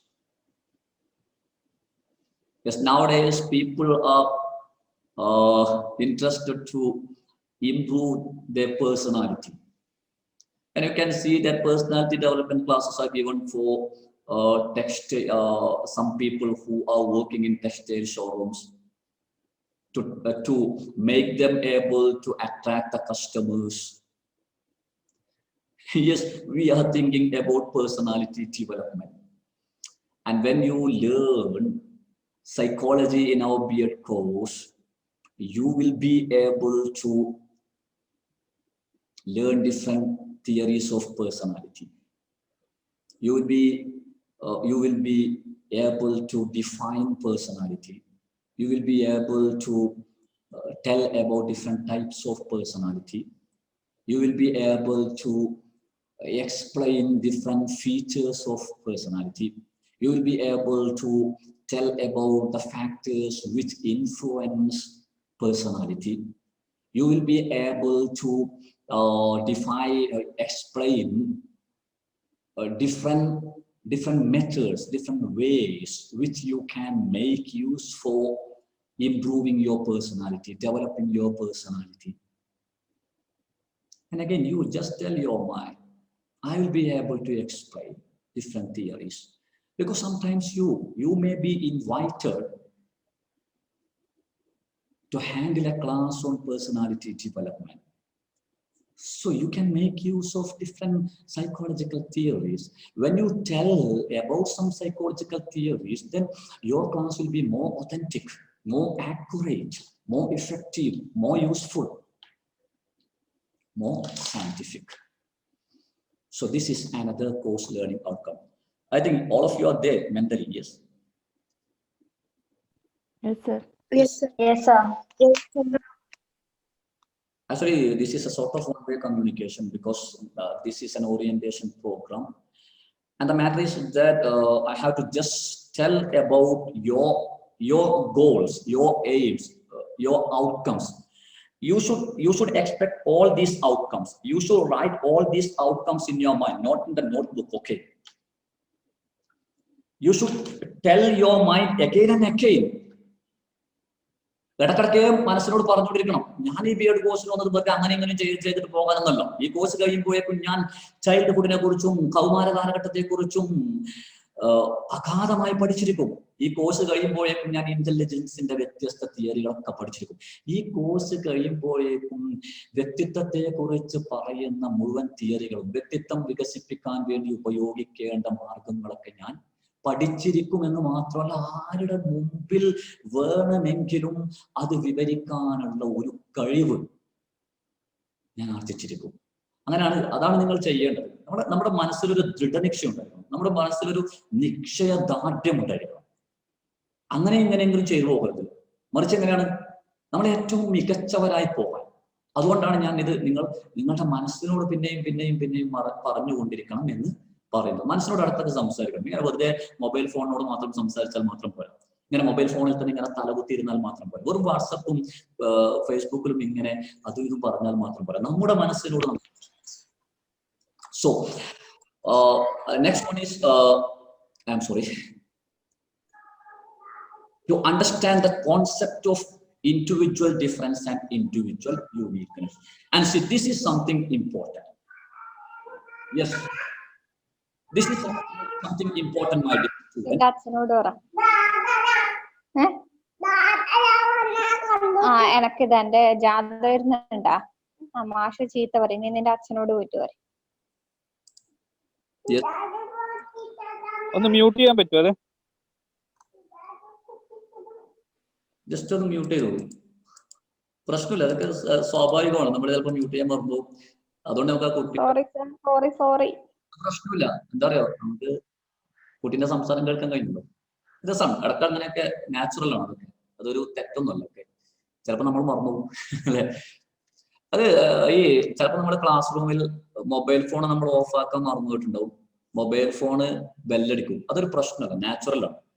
പക്ഷെ നമ്മൾ class റൂമിൽ നിന്നും mobile phone അടിച്ചു നമ്മളത് എടുത്ത് സംസാരിക്കുക എന്ന് പറയുന്നത് അത് ചിലപ്പോൾ ഒരു ധിക്കാരായിരിക്കും. അത് നാച്ചുറലായിട്ട് നടക്കുന്നത് നമ്മളത് എന്ത് ചെയ്യേണ്ട പ്രശ്നമാണ്. Okay, so to understand the concept of individual difference and individual uniqueness, and this is something important. Psychology tells that each and every individual is unique. And when you are becoming teachers, you should know this one. And sometimes you may be sometimes you must be giving individual attention to each and every student of your classroom. Then you will be learning the concept of individual difference, individual uniqueness, and you will be learning how to deal with different types of individuals. You will be able to know about how we can give individual difference to different students. Okay, so this is another course learning outcome. Then to define and classify social diversity, and this is something important in our country because our country is a diversified society. So by the end of this course, there is a paper called Contemporary Indian Education. And by learning that paper, you will be able to define what is social diversity, and you will be able to classify, or you will be able to tell different types of social diversity. Then to explain the factors behind social diversity. Then you will be able to tell how this social diversity came in our country. അല്ലെ, നമ്മൾ ഒരുപാട് സാമൂഹിക വൈവിധ്യം, ഈ സാമൂഹിക വൈവിധ്യം ഉണ്ടാകാനുള്ള കാരണങ്ങൾ എന്തൊക്കെയായിരുന്നു? എങ്ങനെയാണ് ഇന്ത്യയിൽ സാമൂഹിക വൈവിധ്യം ഉണ്ടായിരുന്നത്? വേദകാലത്ത് ഇന്ത്യയിൽ സാമൂഹിക വൈവിധ്യം ഉണ്ടായിരുന്നു, ഇസ്ലാമിക കാലഘട്ടത്തിൽ ഇന്ത്യയിൽ സാമൂഹിക വൈവിധ്യം ഉണ്ടായിരുന്നു. എങ്ങനെയാണ് പിന്നീട് കൂടുതൽ സാമൂഹിക വൈവിധ്യം ഉണ്ടായത്? ആ സാമൂഹിക വൈവിധ്യം ഉണ്ടാകാനുള്ള കാരണങ്ങൾ എന്തൊക്കെയായിരുന്നു? ഇതൊക്കെ നിങ്ങൾ പഠിക്കാൻ പോവാം. ഇതൊക്കെ പഠിക്കാൻ പോവാണെന്ന് പറഞ്ഞു കഴിഞ്ഞാൽ എക്സാമിന് ഇങ്ങനെ ഛർദ്ദിക്കാൻ വേണ്ടിയല്ല, മറിച്ച് BEd കോഴ്സ് ഒക്കെ കഴിഞ്ഞ് പുറത്തിറങ്ങി കഴിഞ്ഞാൽ നമ്മുടെ നാട്ടിലുള്ള സാമൂഹിക വൈവിധ്യത്തെ കുറിച്ച് വാദോരാതെ സംസാരിക്കാൻ നമുക്ക് സാധിക്കും. അതാണ് ഞാൻ പറഞ്ഞത്. നിങ്ങൾ നിങ്ങളുടെ മനസ്സിനോട് പറയണം, I will be able to explain the factors behind social diversity, the historical factors, the political factors, the philosophical factors, each and everything. So this is another course learning outcome. Then to define and classify social stratification, you will be able to define what social stratification is. What are the different types of social stratification? Different types of social stratification are there. Social stratification was there during the Vedic period. Social stratification was there during the Islamic period. You will know what is this social stratification. Then to describe the characteristics of social diversity in India, to tell about the features of social diversity in India. You will have to look at different societies in India. Then you will be able to describe the features of social diversity in India. Then to compare and contrast different educational systems prevailed in India during different eras. And see, in India you can see a large network, educational network. And this large educational network, this big educational network is not the product of a few days. This is a product of thousands of years. So you will be learning about the educational system during Vedic period. You will be learning about the educational system during the Islamic period. I mean the Mughal period. You will be learning about the educational systems during the British period. You will be learning the educational systems in the independent India. And you will be able to compare the Buddhist educational system, the Vedic educational system, and you will be able to compare the Vedic educational system and Islamic educational system. You will be able to compare the ancient educational system and the modern educational system in India. Then the next one is to list different educational commissions in British India and post-colonial India. I think you might have heard about different commissions. You might have heard the titles such as Macaulay's Minutes, Wood's Dispatch, Hunter Commission, Indian University Commission, Calcutta University Commission, Sargent Plan, yes, then Kothari Commission, Mudaliar S. Radhakrishnan Commission, Mudaliar Commission, Kothari Commission, then the educational policy, National Educational Policy of 1986, National Educational Policy of the Educational Law of 2010 and such things. So you will be able to explain all these things. Then you will be able to list the traditional values of India. India has got some traditional values.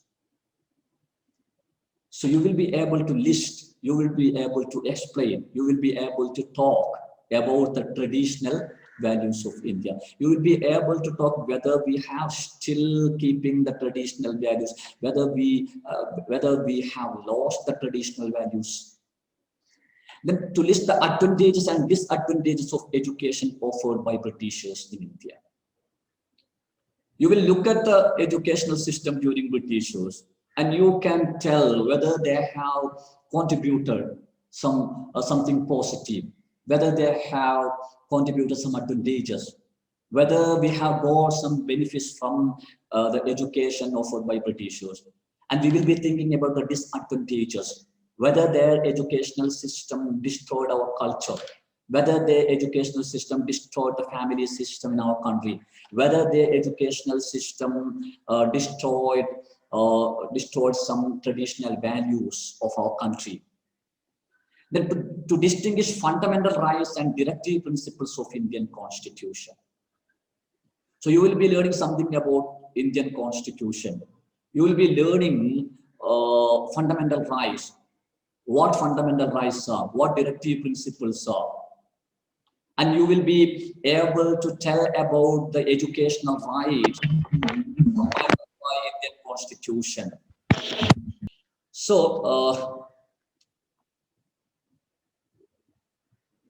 then you will be able to defend positive discrimination measures by Indian Constitution and different governments in India.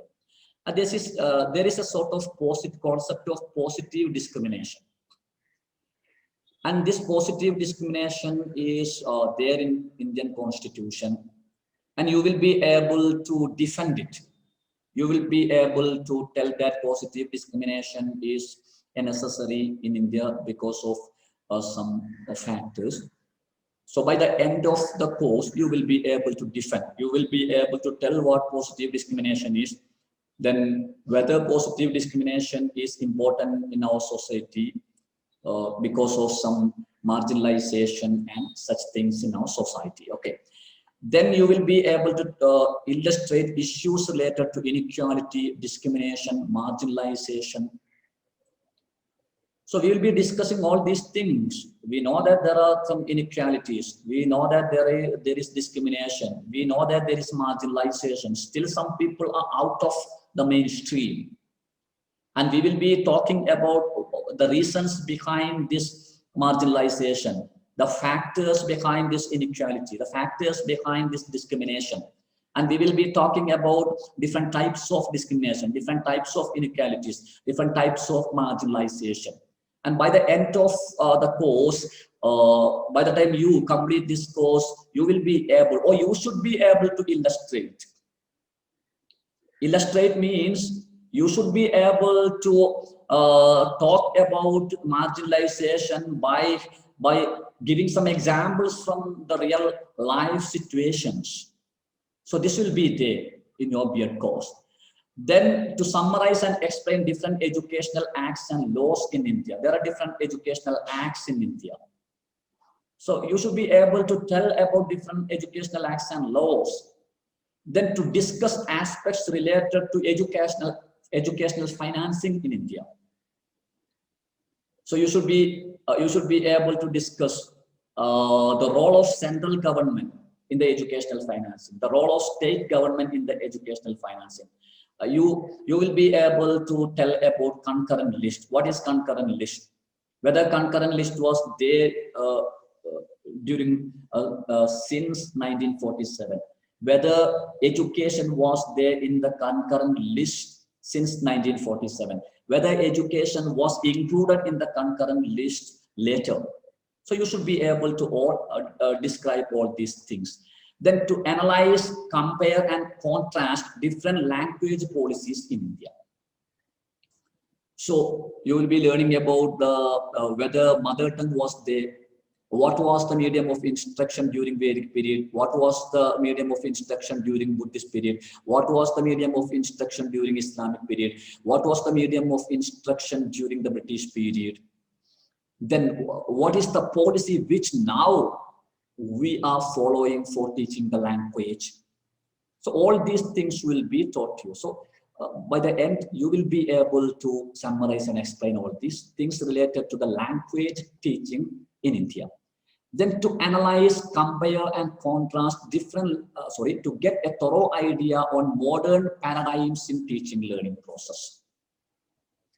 So you will be learning the difference between the methodologies, the methods used in the past, and the methods we are using nowadays. The difference between the methodologies, the difference between the techniques, the difference between the strategies used in the past and which we are using nowadays. Then to analyze and evaluate educational issues in the context of urbanization, liberalization, privatization, globalization. So you will be able to tell about the changes brought in the field of education because of urbanization. The positive aspects, the negative aspects, the advantages, the disadvantages, because of urbanization, liberalization, privatization, and globalization. Then you will be able to explain different educational schemes in India. In India, you can see different educational schemes, different programs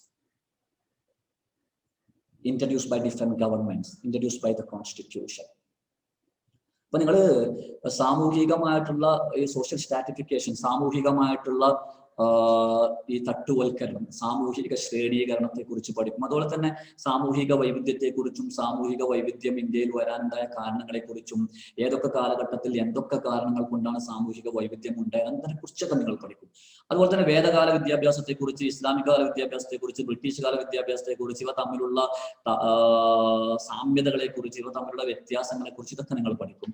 ഇന്ത്യയില് British കാലഘട്ടത്തിലും അതുപോലെ തന്നെ സ്വാതന്ത്ര്യത്തിന് ശേഷം വന്നിട്ടുള്ള വിദ്യാഭ്യാസ കമ്മീഷനുകളെ കുറിച്ച്, അതിനെക്കുറിച്ചൊക്കെ ഈ കോഴ്സ് കഴിയുമ്പോഴേക്കും നിങ്ങൾക്ക് വളരെ വ്യക്തമായിട്ടുള്ള കാഴ്ചപ്പാടുകൾ മറ്റുള്ളവരുമായി പങ്കുവെക്കാൻ സാധിക്കും. അതുപോലെ കോഴ്സ് കഴിയുമ്പോഴേക്കും ഇന്ത്യയുടെ പരമ്പരാഗത മൂല്യങ്ങളെ കുറിച്ച്, ആ പരമ്പരാഗത മൂല്യങ്ങൾ ഇപ്പോൾ നിലനിൽക്കുന്നുണ്ടോ, അത് നമുക്ക് നഷ്ടപ്പെട്ടിട്ടുണ്ടോ, നഷ്ടപ്പെടാനുള്ള കാരണം എന്തൊക്കെയാണ്, ഇതൊക്കെ പറയാൻ നിങ്ങൾക്ക് സാധിച്ചിരിക്കണം. അതുപോലെ ബ്രിട്ടീഷുകാർ കൊണ്ടുവന്ന വിദ്യാഭ്യാസത്തിന്റെ നേട്ടങ്ങളെ കുറിച്ചും കോട്ടങ്ങളെ കുറിച്ചും, അതുപോലെ നമ്മുടെ ഭരണഘടന മുന്നോട്ട് വെക്കുന്ന മൗലികാവകാശങ്ങളെ കുറിച്ചും, അതുപോലെ തന്നെ ഭരണഘടന മുന്നോട്ട് വെക്കുന്ന ചില നിർദ്ദേശങ്ങളെ കുറിച്ചും, വിദ്യാഭ്യാസവുമായി ബന്ധപ്പെട്ട അവകാശങ്ങളെ കുറിച്ചും വിദ്യാഭ്യാസവുമായി ബന്ധപ്പെട്ട നിർദ്ദേശങ്ങളെ കുറിച്ചും ഒക്കെ നിങ്ങൾക്ക് പഠിക്കാൻ സാധിക്കും. നിങ്ങളതൊക്കെ പഠിച്ചിരിക്കും. പിന്നെ പോസിറ്റീവ് ഡിസ്ക്രിമിനേഷൻ എന്ന് പറയുന്ന ഒരു കോൺസെപ്റ്റ് ഉണ്ട്. പോസിറ്റീവായിട്ടുള്ള വിവേചനം. എന്താണ് ഈ പോസിറ്റീവ് വിവേചനം? വിവേചനം എന്ന് പറഞ്ഞാൽ പോസിറ്റീവ് നെഗറ്റീവ് ഉണ്ടോ? എന്തുകൊണ്ടാണ് നമ്മൾ ഇതിനെ പോസിറ്റീവ് എന്ന് വിളിക്കുന്നത്? ഈ പോസിറ്റീവ് വിവേചനം ഇന്ത്യൻ ഭരണഘടനയിൽ ഉള്ളതാണോ? എന്തുകൊണ്ടാണ് അത് കാലഘട്ടത്തിന്റെ ആവശ്യമാണ് എന്ന് പറയുന്നത്? ആരെങ്കിലും പോസിറ്റീവ് വിവേചനം ശരിയല്ല എന്ന് പറഞ്ഞാൽ നിങ്ങൾക്ക് എങ്ങനെ അതിനെ പ്രതിരോധിക്കാൻ ഒരു കഴിവ് അത് നിങ്ങൾക്ക് ഈ കോഴ്സ് കഴിയുന്നതോടുകൂടി ഉണ്ടായിരിക്കും. അതുപോലെ തന്നെ ഇന്ത്യയിൽ പാർശ്വവൽക്കരണം നടക്കുന്നുണ്ട്, വിവേചനം നടക്കുന്നുണ്ട്, അസമത്വമുണ്ട്. ഈ അസമത്വത്തിനുള്ള പിറകിലുള്ള കാരണങ്ങൾ എന്തൊക്കെയാണ്? വിദ്യാഭ്യാസ രംഗത്ത് എന്തുകൊണ്ടാണ് അസമത്വം ഉള്ളത്? വിദ്യാഭ്യാസ രംഗത്ത് എന്തുകൊണ്ടാണ് വിവേചനം ഉള്ളത്? എന്തുകൊണ്ടാണ് ആളുകൾ മുഖ്യധാരയിൽ നിന്നും മാറ്റി നിർത്തപ്പെടുന്നത്? ഇതിനെക്കുറിച്ചൊക്കെ നിങ്ങൾ പഠിച്ചിരിക്കും. അതാണ് ഇന്ത്യയിലുള്ള വിദ്യാഭ്യാസ രംഗത്തുള്ള സാമ്പത്തിക കാര്യങ്ങൾ ആരാണ് കൈകാര്യം ചെയ്യുന്നത്? കേന്ദ്ര ഗവൺമെന്റ് ആണോ കൈകാര്യം ചെയ്യുന്നത്? അത് സംസ്ഥാന ഗവൺമെന്റ് ആണോ കൈകാര്യം ചെയ്യുന്നത്? എന്താണ് ഈ കൺകറന്റ് ലിസ്റ്റ്? വിദ്യാഭ്യാസം കൺകറന്റ് ലിസ്റ്റിലാണോ ഇപ്പോൾ ഉള്ളത്? വിദ്യാഭ്യാസം 1947 മുതൽ തന്നെ കൺകറന്റ് ലിസ്റ്റിലായിരുന്നു. പിന്നീട് അതല്ലെങ്കിൽ പിന്നീട് എപ്പോഴാണ് അത് കൺകറന്റ് ലിസ്റ്റിൽ വന്നത്? അതുപോലെ തന്നെ ഇന്ത്യയിലുള്ള വിദ്യാഭ്യാസ രംഗത്തുള്ള ഈ ബോധന മാധ്യമം അഥവാ നമ്മൾ ഉപയോഗിക്കുന്ന ഭാഷ അത് വേദകാലത്ത് എന്തായിരുന്നു, ബുദ്ധകാലത്ത് എന്തായിരുന്നു, ബ്രിട്ടീഷ് കാലത്ത് എന്തായിരുന്നു, എന്തൊക്കെ വിവാദങ്ങളായിരുന്നു അവിടെ ഉണ്ടായിരുന്നു, ഇപ്പൊ നമ്മൾ എന്ത് ഭാഷാ നയമാണ് ഉപയോഗിച്ചുകൊണ്ടിരിക്കുന്നത്, ഇതൊക്കെ നിങ്ങൾ പഠിച്ചിരിക്കും. അതുപോലെ തന്നെ നിങ്ങൾ ആധുനിക കാലഘട്ടത്തിൽ നമ്മൾ ഉപയോഗിക്കുന്ന വിദ്യാഭ്യാസ ബോധന രീതികളെ കുറിച്ച് പഠിക്കും. അതുപോലെ തന്നെ വിദ്യാഭ്യാസ രംഗത്ത് നഗരവൽക്കരണവും സ്വകാര്യവൽക്കരണവും ഉദാരവൽക്കരണവും ആഗോളീകരണവും ഒക്കെ കൊണ്ടുവന്നിട്ടുള്ള മാറ്റങ്ങൾ, പോസിറ്റീവും നെഗറ്റീവും ആയിട്ടുള്ള മാറ്റങ്ങൾ എന്തൊക്കെയാണ് എന്നൊക്കെ അനലൈസ് ചെയ്യാനും അതിനെ വിമർശനാത്മകമായി സമീപിക്കാനും അതിന്റെ നെല്ലും പതിരും തിരിച്ചറിയാനൊക്കെ നിങ്ങൾക്ക് കഴിഞ്ഞിരിക്കും എന്ന് പറഞ്ഞാൽ കഴിഞ്ഞിരിക്കണം. ഇല്ലെങ്കിൽ പിന്നെ ഈ കോഴ്സ് ചെയ്തിട്ട് നമുക്കൊരു കാര്യമില്ല. നമുക്ക് 70% മാർക്ക് അല്ലെങ്കിൽ 80% മാർക്ക് കിട്ടി എന്ന് പറഞ്ഞിട്ട് കാര്യമില്ല.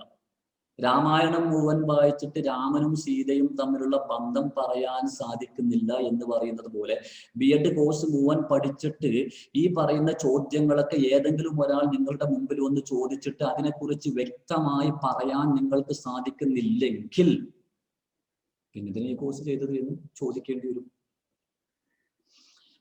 സോ അതൊക്കെ അപ്പൊ അതുകൊണ്ട് നിങ്ങളുടെ മനസ്സിൽ കുറിക്കണം. ഞാനിത് പറയുമ്പോൾ നിങ്ങളുടെ മനസ്സിൽ കുറിക്കണം. ഈ കാര്യങ്ങൾ ഒരുപാട് വിശദീകരിക്കാൻ സമയമില്ലാത്തത് കൊണ്ടാണ് ഞാൻ എന്ത് ചെയ്യുന്നത്, പെട്ടെന്ന് പോകുന്നത്. Then to define and explain language across curriculum, you will be able to define what language across curriculum is, and you will be able to explain different aspects of language across curriculum. Then you will be able to demonstrate the relationship between language and communication. You will be able to define what communication is, what language is, and what is the relationship between language and communication. Then you will be able to list different types of communication. Then you will be able to list features of very good teacher language. And this is something important. When you become a teacher, you should select an apt language, a suitable language. Then by the end of this course, you will be able to know about different features of a very good teacher language, how a teacher should select a language, what sort of language a teacher should select when he or she is teaching his students. Then you will be able to tell how to deal with wrong answers of students. If your students are giving some wrong answers, what will be your response? What should be your response? Or whether there is some psychological responding to wrong answers of students. And you will be able to list a number of praising words to be used in classroom. When you are getting some answers, what praising words you can use? What are the different praising words? What are the variety of praising words which you can use in your classroom when you are getting some better performance from your students? Then to recognize the difference between the home language and school language. You should recognize, because when you use some standard language, sometimes your students may not be able to follow your language. So you should know the difference between the language used by the students at their home and the language used by the teachers at school. And this will be given to you during this course. And to list different types of reading.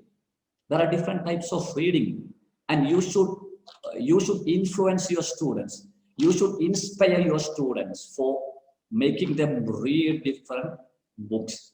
So you should know what are the different types of reading. So you should be you should be able to list and tell about different types of reading. Then to explain different strategies for improving the language skills of students. And this is again important.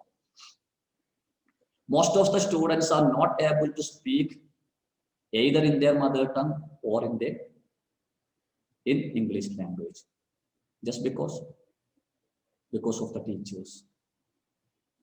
And teachers should inspire the students to improve their communication skill. Then to explain different steps in project reporting. You will be able to tell about different steps in writing the report of research paper or report of a project. Then to acquaint with meaning, nature, and characteristics of language. You should know about language, more about language. Then to get familiarized with the nature, roles, and scope of Arabic language, English language, Hindi language, and its status in the present day world. And this will be for you, for the language students, okay?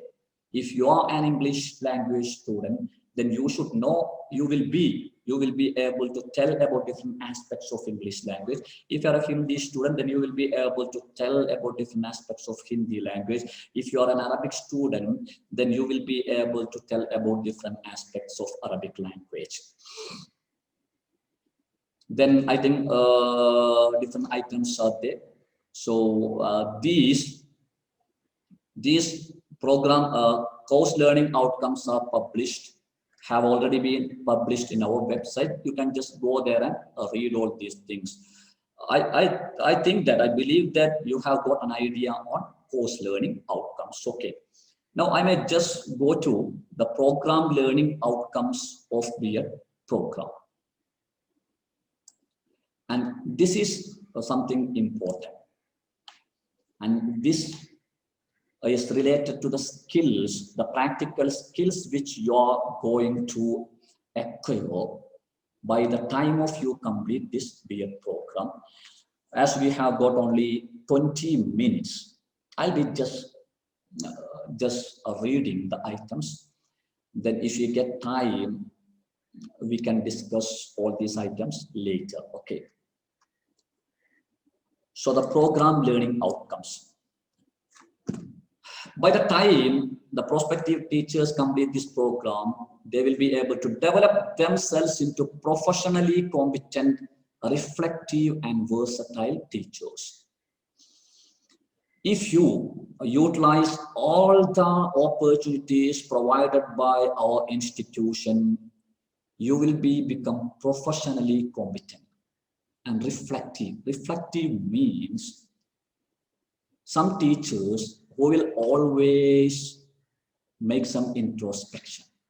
For example, if you teach a day, in the evening, you will go back home and you will think about the teaching process which you perform on that particular day, just for improving your teaching in the next day.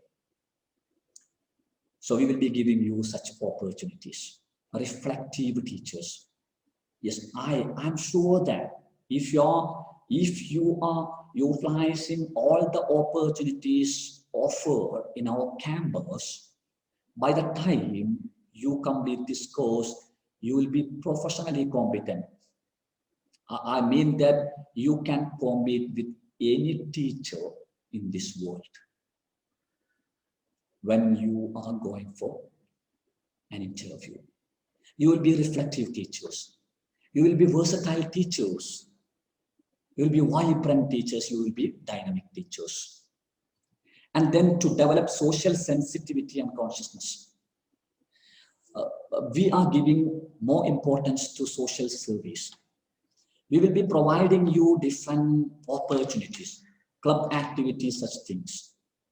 And if you are utilizing all the opportunities, you will get some social sensitivity. You will get some social service mentality. Then to become finer human beings with maturity and balanced personality. And this balanced personality is an important thing. ഞാനൊരു ചെറിയ കഥ പറയാം ഈ balanced പേഴ്സണാലിറ്റിയെ കുറിച്ച് പറയണം. ഒരു സ്ഥലത്ത് ഒരു പാമ്പുണ്ടായിരുന്നു. ഈ പാമ്പ് എല്ലാവരെയും കടിക്കും. അതിലൂടെ പോകുന്ന ആൾക്കാരൊക്കെ എന്ത് ചെയ്യും? ഉപദ്രവിക്കും. അങ്ങനെ ഒരു സന്യാസി അതിലൂടെ പോകുന്ന സമയത്ത് ഈ പാമ്പ സന്യാസിയെ ഉപദ്രവിക്കാൻ ശ്രമിച്ചു. എന്നാൽ ആ സന്യാസിയെ കടിച്ച ഉടനെ ദിവ്യശക്തിയുള്ള സന്യാസിയായിരുന്നു, പാമ്പ് അവിടെ ചത്തു വീണു. ആ സന്യാസി ആ പാമ്പിന് എന്ത് ചെയ്തു? ജീവൻ തിരിച്ചു കൊടുത്തു. എന്നിട്ട് ആ പാമ്പിനോട് പറഞ്ഞു, നീ ആരെയും ഉപദ്രവിക്കരുത്. അങ്ങനെ കുറെ കാലം കഴിഞ്ഞു. സന്യാസി വീണ്ടും അവിടത്തേക്ക് തിരിച്ചു വന്നപ്പോൾ നമ്മുടെ പഴയ പാമ്പ് എല്ലും തോലുമായിട്ട്. അപ്പൊ എല്ലും തോലുവാനുള്ള കാരണം ഈ പാമ്പ് സന്യാസിയുടെ വാക്ക് കേട്ടിട്ട് പിന്നെ ആരെ കണ്ടാലും എന്ത് ചെയ്യില്ല, ഒരു പാവത്താനായിട്ട് നടക്കും. അപ്പൊ ആ ഭാഗത്തുള്ള കുട്ടികൾക്കൊക്കെ മനസ്സിലായി ഇതൊരു പാവത്താനായ പാമ്പാണ്, ഇതാരെയും ഒന്നും ചെയ്യില്ല എന്ന് മനസ്സിലായി. അപ്പൊ അവരൊക്കെ എന്ത് ചെയ്യും? കല്ലെടുത്തെറിയും, വടിയെടുത്ത് അടിക്കും. അപ്പൊ സന്യാസി പിന്നെ വരുമ്പോഴേക്കും എല്ലും തോലുമായിട്ടുണ്ട്. ഈ സമയത്ത് സന്യാസി പറഞ്ഞു, ഞാൻ നിന്നോട് ആളുകളെ ഉപദ്രവിക്കരുത് എന്ന് മാത്രമേ പറഞ്ഞിട്ടുള്ളൂ. പക്ഷെ ദൈവം നിനക്കൊരു കഴിവ് തന്നിട്ടുണ്ട്, ആളുകളെ കാണുമ്പോൾ ഇങ്ങനെ ഫണം വിടർത്തി നിൽക്കാൻ. അങ്ങനെ ഫണം വിടർത്തി നിൽക്കുമ്പോൾ സ്വാഭാവികമായിട്ടും നിനക്കതൊരു സെൽഫ് ഡിഫെൻസ് ആണ്. ആളുകൾ നിന്നെ പേടിച്ചിട്ട് എന്തെങ്കിലും പോകും. അപ്പൊ ഇതാണ് ഒരു ബാലൻസ്ഡ് പേഴ്സണാലിറ്റി എന്ന് പറയുന്നത്. നമ്മൾ എല്ലാവരെയും തൃപ്തിപ്പെടുത്താൻ വേണ്ടി ഉള്ളൊരു രീതിയാണെങ്കിൽ പിന്നെ കുട്ടികൾ നമ്മുടെ തലയിൽ കയറിയിരിക്കും.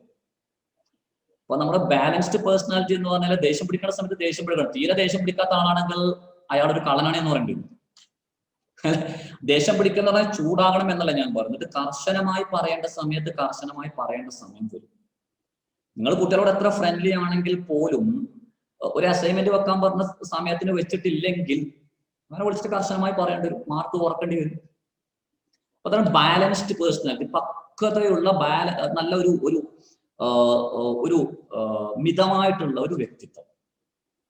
ഇപ്പോൾ നമ്മുടെ കോളേജിൽ പഠിച്ചു കഴിഞ്ഞാൽ അങ്ങനെ ആകും എന്ന് തന്നെയാണ് നമ്മൾ പറയുന്നത്. ഇവിടുത്തെ ഓപ്പർച്യൂണിറ്റീസ് ഒക്കെ നിങ്ങൾ ഉപയോഗപ്പെടുത്തുകയാണെങ്കിൽ you will be finer human beings with maturity and balanced personality. To analyze textbooks, curriculum and syllabi of different levels of education. Yes, sure. You will be able to analyze the advantages of textbooks. You will be able to analyze the positive aspects of the curriculum, syllabi of different levels of education. Yes, we will be teaching all these items here. We will be providing all these skills. Then to deal with adolescent students in highly psychological manner. Some students will be knowing all the psychological theories, but they will not be able to deal with the adolescents. They will not be able to manage the adolescents. But I feel that if you are making use of all the opportunities here, you will be able to deal with the adolescent students in highly psychological manner. You should tell your mind that I will be able to deal with the adolescent students. I will be able to apply all the psychological theories I have learned. That should be your aim. നിങ്ങൾ മനസ്സിലോട് പറയണം, വെറുതെ എക്സാമിന് psychological theory കാണാതെ പഠിച്ചിട്ട് mark വാങ്ങുക എന്നതായിരിക്കില്ല എന്റെ ലക്ഷ്യം. ഈ B.Ed കോഴ്സ് കഴിയുമ്പോഴേക്കും ഏത് തരത്തിലുള്ള കൗമാരക്കാരനെയും കൗമാരക്കാരിയെയും അവർ മുന്നോട്ട് വെക്കുന്ന പ്രശ്നങ്ങളെയൊക്കെ ഡീൽ ചെയ്യാൻ, അതിനെ ടാക്കിൾ ചെയ്യാൻ, അതിനെ മറികടക്കാൻ, അതിനെ തന്ത്രപൂർവം പരിഹരിക്കാൻ എനിക്ക് സാധിച്ചിരിക്കുമെന്ന് തന്നെ പറഞ്ഞു. അങ്ങനെ തന്നെ പറഞ്ഞു. ഇതിലുള്ള ഓരോ ലൈനും നോക്കിയിട്ട് നിങ്ങൾ അങ്ങനെ പറയണം. Then to choose and design a variety of classroom activities. Actually nowadays we are using activity-oriented classroom, not the lecture method in the classroom. So we should be able to select, or we should be able to utilize different types of activities on different days. If today you are using a particular activity, next day you should be able to utilize another activity. So we will show you how to select activities. We will show you how to use different activities in classrooms.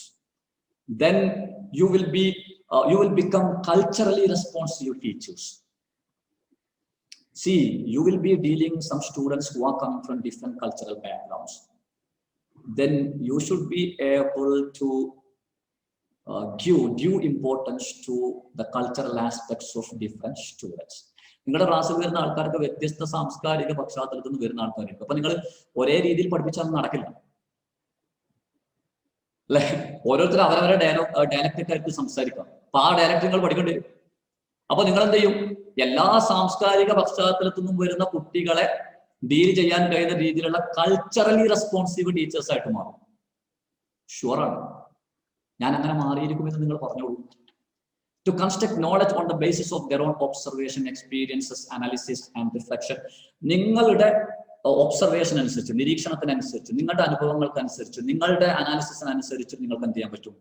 പുതിയ പുതിയ വിജ്ഞാനങ്ങൾ create ചെയ്യാൻ സാധിക്കും. അതിനുള്ള opportunities തരണം എന്ന് തന്നെയാണ് ഞങ്ങളുടെ ആഗ്രഹം. തരിക തന്നെ ചെയ്യും. അതൊക്കെ ഉപയോഗപ്പെടുത്തും. ഞങ്ങൾ ഇവിടുന്ന് പോകുമ്പോഴേക്കും പുതിയ പുതിയ വിജ്ഞാനങ്ങൾ സൃഷ്ടിച്ചിരിക്കും എന്ന് നിങ്ങൾ പറയാം. To understand the psychosocial attributes and needs of learners, their special abilities. Yes, you will know about the psychosocial attributes.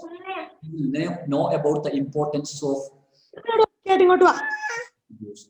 You should know about the needs of learners. കുട്ടികളുടെ പ്രത്യേകമായിട്ടുള്ള കഴിവുകളെ കുറിച്ച് അറിയണം. അതൊക്കെ അറിയണം. അതെങ്ങനെ നിങ്ങൾ പഠിക്കും. ഞാൻ ഒരു ഉദാഹരണം പറയാം. ഞാൻ മുമ്പ് വായിച്ചതാണ്.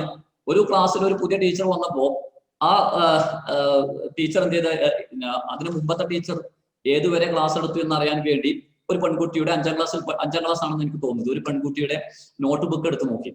അപ്പൊ ഈ കുട്ടിയുടെ നോട്ട്ബുക്ക് തിരിച്ചിട്ടായിരുന്നു വെച്ചിരുന്നു. അപ്പൊ നമ്മൾ പലപ്പോഴും നമ്മുടെ നോട്ട്ബുക്കിന്റെ എതിർവശത്ത് നമുക്ക് എന്തെങ്കിലും നമുക്ക് അത് ഇതൊക്കെ വരയ്ക്കൊക്കെ ചെയ്യും. അപ്പൊ ഈ കുട്ടി ഈ നോട്ട്ബുക്കിന്റെ എതിർവശത്ത് മനോഹരമായ കവിത എഴുതി വെച്ചിട്ടുണ്ട്. ടീച്ചർ ഇതാണ് കാണുന്നത്. കുട്ടി ആകെ പേടിച്ചു പോയി, ടീച്ചറെ തന്നെ അടിക്കുമെന്ന് വിചാരിച്ചിട്ട്. പക്ഷെ ആ ടീച്ചർ ആ കവിത കണ്ടു. എനിക്ക് ഓർമ്മയില്ല മലയാളത്തിലാണോ, മലയാളം എന്ന് പറയുന്ന വാരികയിലാണെന്ന് തോന്നുന്നു. ആ ടീച്ചർ ഇത് അയച്ചു കൊടുക്കുകയും അങ്ങനെ ആ കുട്ടിയുടെ കവിത പ്രസിദ്ധീകരിച്ചു വരികയൊക്കെ ചെയ്ത് ഞാൻ മുമ്പ് വായിച്ചിട്ടുണ്ട്. അപ്പൊ നിങ്ങൾ ഈ കോഴ്സ് കഴിയുമ്പോഴേക്കും നിങ്ങൾക്ക് ഇതൊക്കെ കിട്ടും. അഥവാ നിങ്ങൾക്ക് ഈ നിങ്ങളുടെ കുട്ടികളുടെ പ്രത്യേകമായ കഴിവുകളൊക്കെ മനസ്സിലാക്കാൻ സാധിക്കും. അതിനുള്ള സൗകര്യങ്ങൾ ഞങ്ങൾ ഒരുക്കി തരും.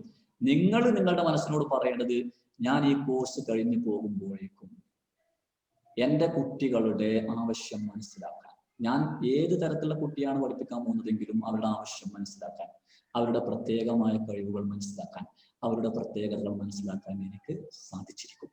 ഞാൻ ഏത് ഭാഗത്ത് പഠിപ്പിക്കാൻ പോയാലും, ഞാൻ കാസർഗോഡ് ജില്ലയിൽ പഠിപ്പിക്കാൻ പോയാലും, ഞാൻ കണ്ണൂർ ജില്ലയിൽ പഠിപ്പിക്കാൻ പോയാലും, ഞാൻ കോഴിക്കോട് ജില്ലയിൽ പഠിപ്പിക്കാൻ പോയാലും, ഞാൻ മലപ്പുറം ജില്ലയിൽ പഠിപ്പിക്കാൻ പോയാലും, ഞാൻ തിരുവനന്തപുരം ജില്ലയിൽ പഠിപ്പിക്കാൻ പോയാലും, ഞാൻ പാലക്കാട് ജില്ലയിൽ പഠിപ്പിക്കാൻ പോയാലും, ഞാൻ ആലപ്പുഴ ജില്ലയിൽ പഠിപ്പിക്കാൻ പോയാലും, എല്ലാ ജില്ലയുടെയും പേരൊന്ന സമയം പോകും.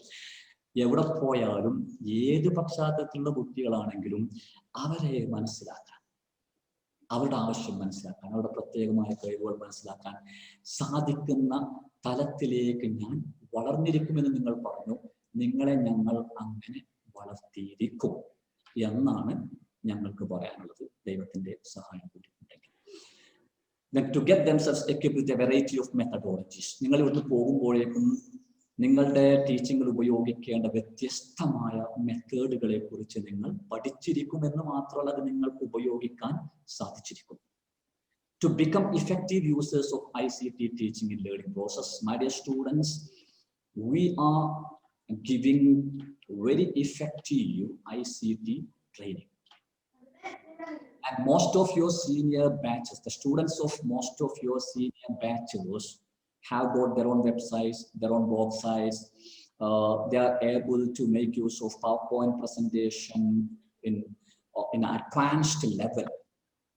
So you will be given ICT training.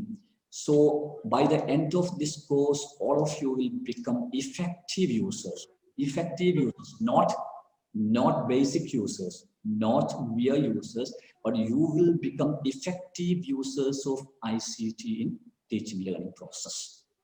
You will learn video editing. You will learn PowerPoint, how to create PowerPoint narrative. You will learn how to create online quizzes. You will learn how to edit image. You will learn different things which you can make use in your teaching learning process. Then to plan and implement educational activities systematically. You will learn how to write lesson plans. You will learn how to plan different activities in your classroom. to plan, organize, and coordinate co-curricular activities. And nowadays, co-curricular activities are an inevitable part of educational system. So here we are giving you lots of opportunities. There are different clubs. There is students union. Then there will be different types of programs. And if you utilize all these opportunities, then you will be able to plan, you will be able to organize, you will be able to coordinate different types of co-curricular activities. Then you will be able to motivate.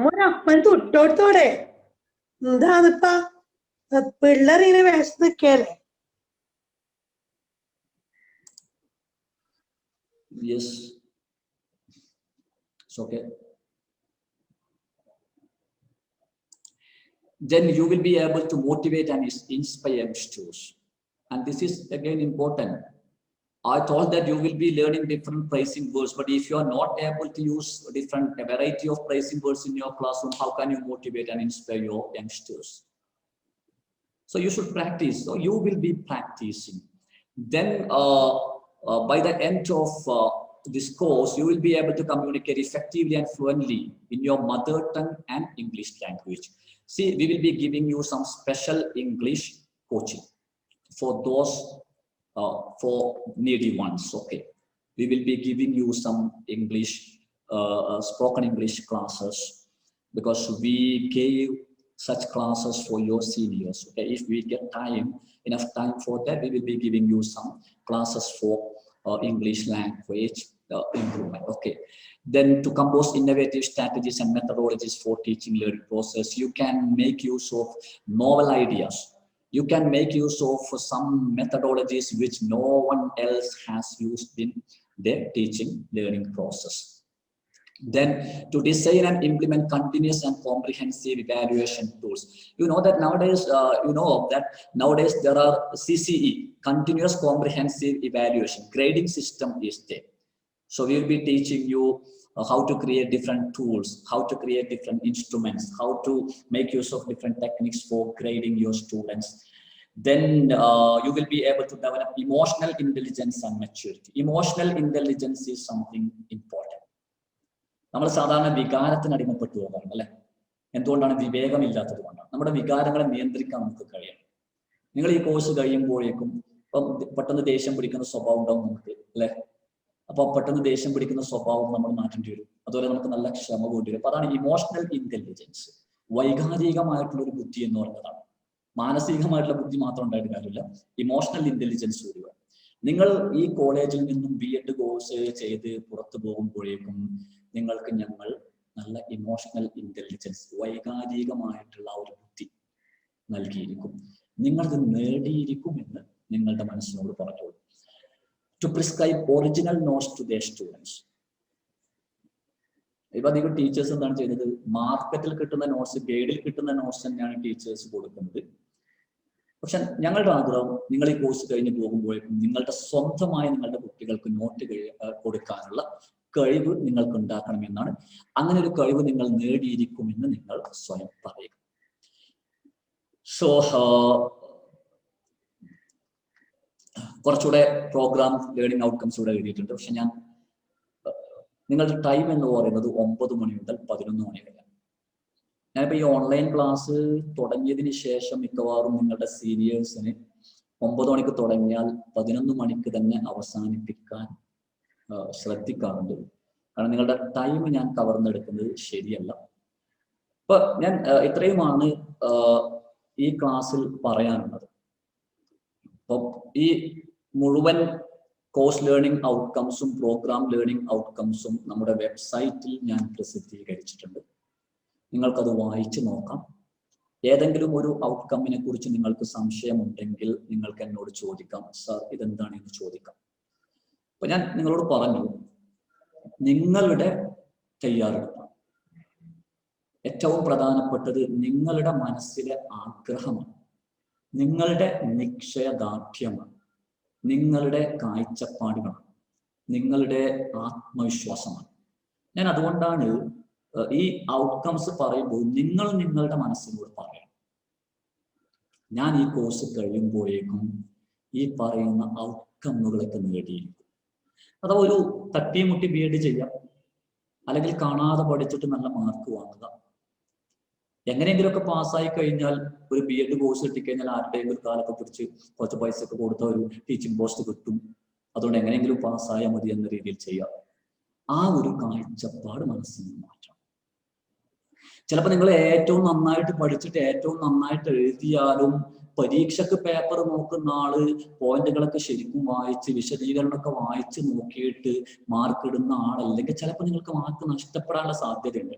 അങ്ങനെ mark നഷ്ടപ്പെട്ടപ്പോൾ first സെമസ്റ്ററിലൊക്കെ അങ്ങനെ mark നഷ്ടപ്പെടുമ്പോൾ ചില കുട്ടികൾ ഭയങ്കരമായിട്ട് നിരാശരാകും. അപ്പൊ ഞാൻ അവരോട് പറയാറുണ്ട്, മാർക്കിനേക്കാൾ പ്രധാനം ക്വാളിറ്റിയാണ്.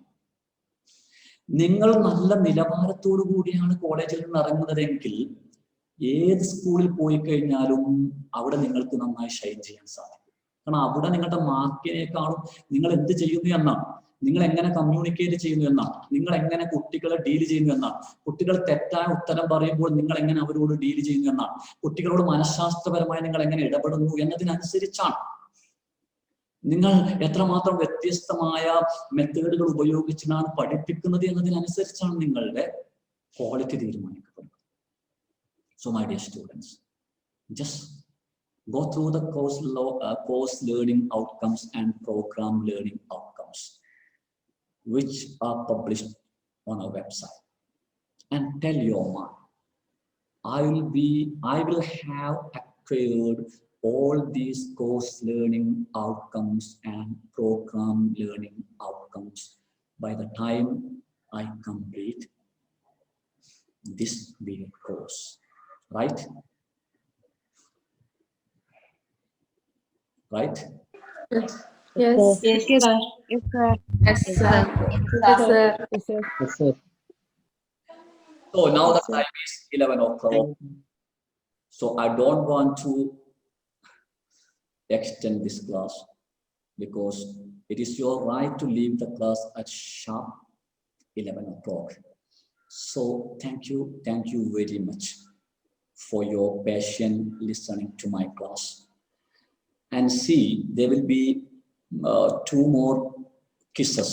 So I will be giving you the details later. Then after that, we will start the discussion of our papers included in your syllabus. Thank you very much. You can just leave the class.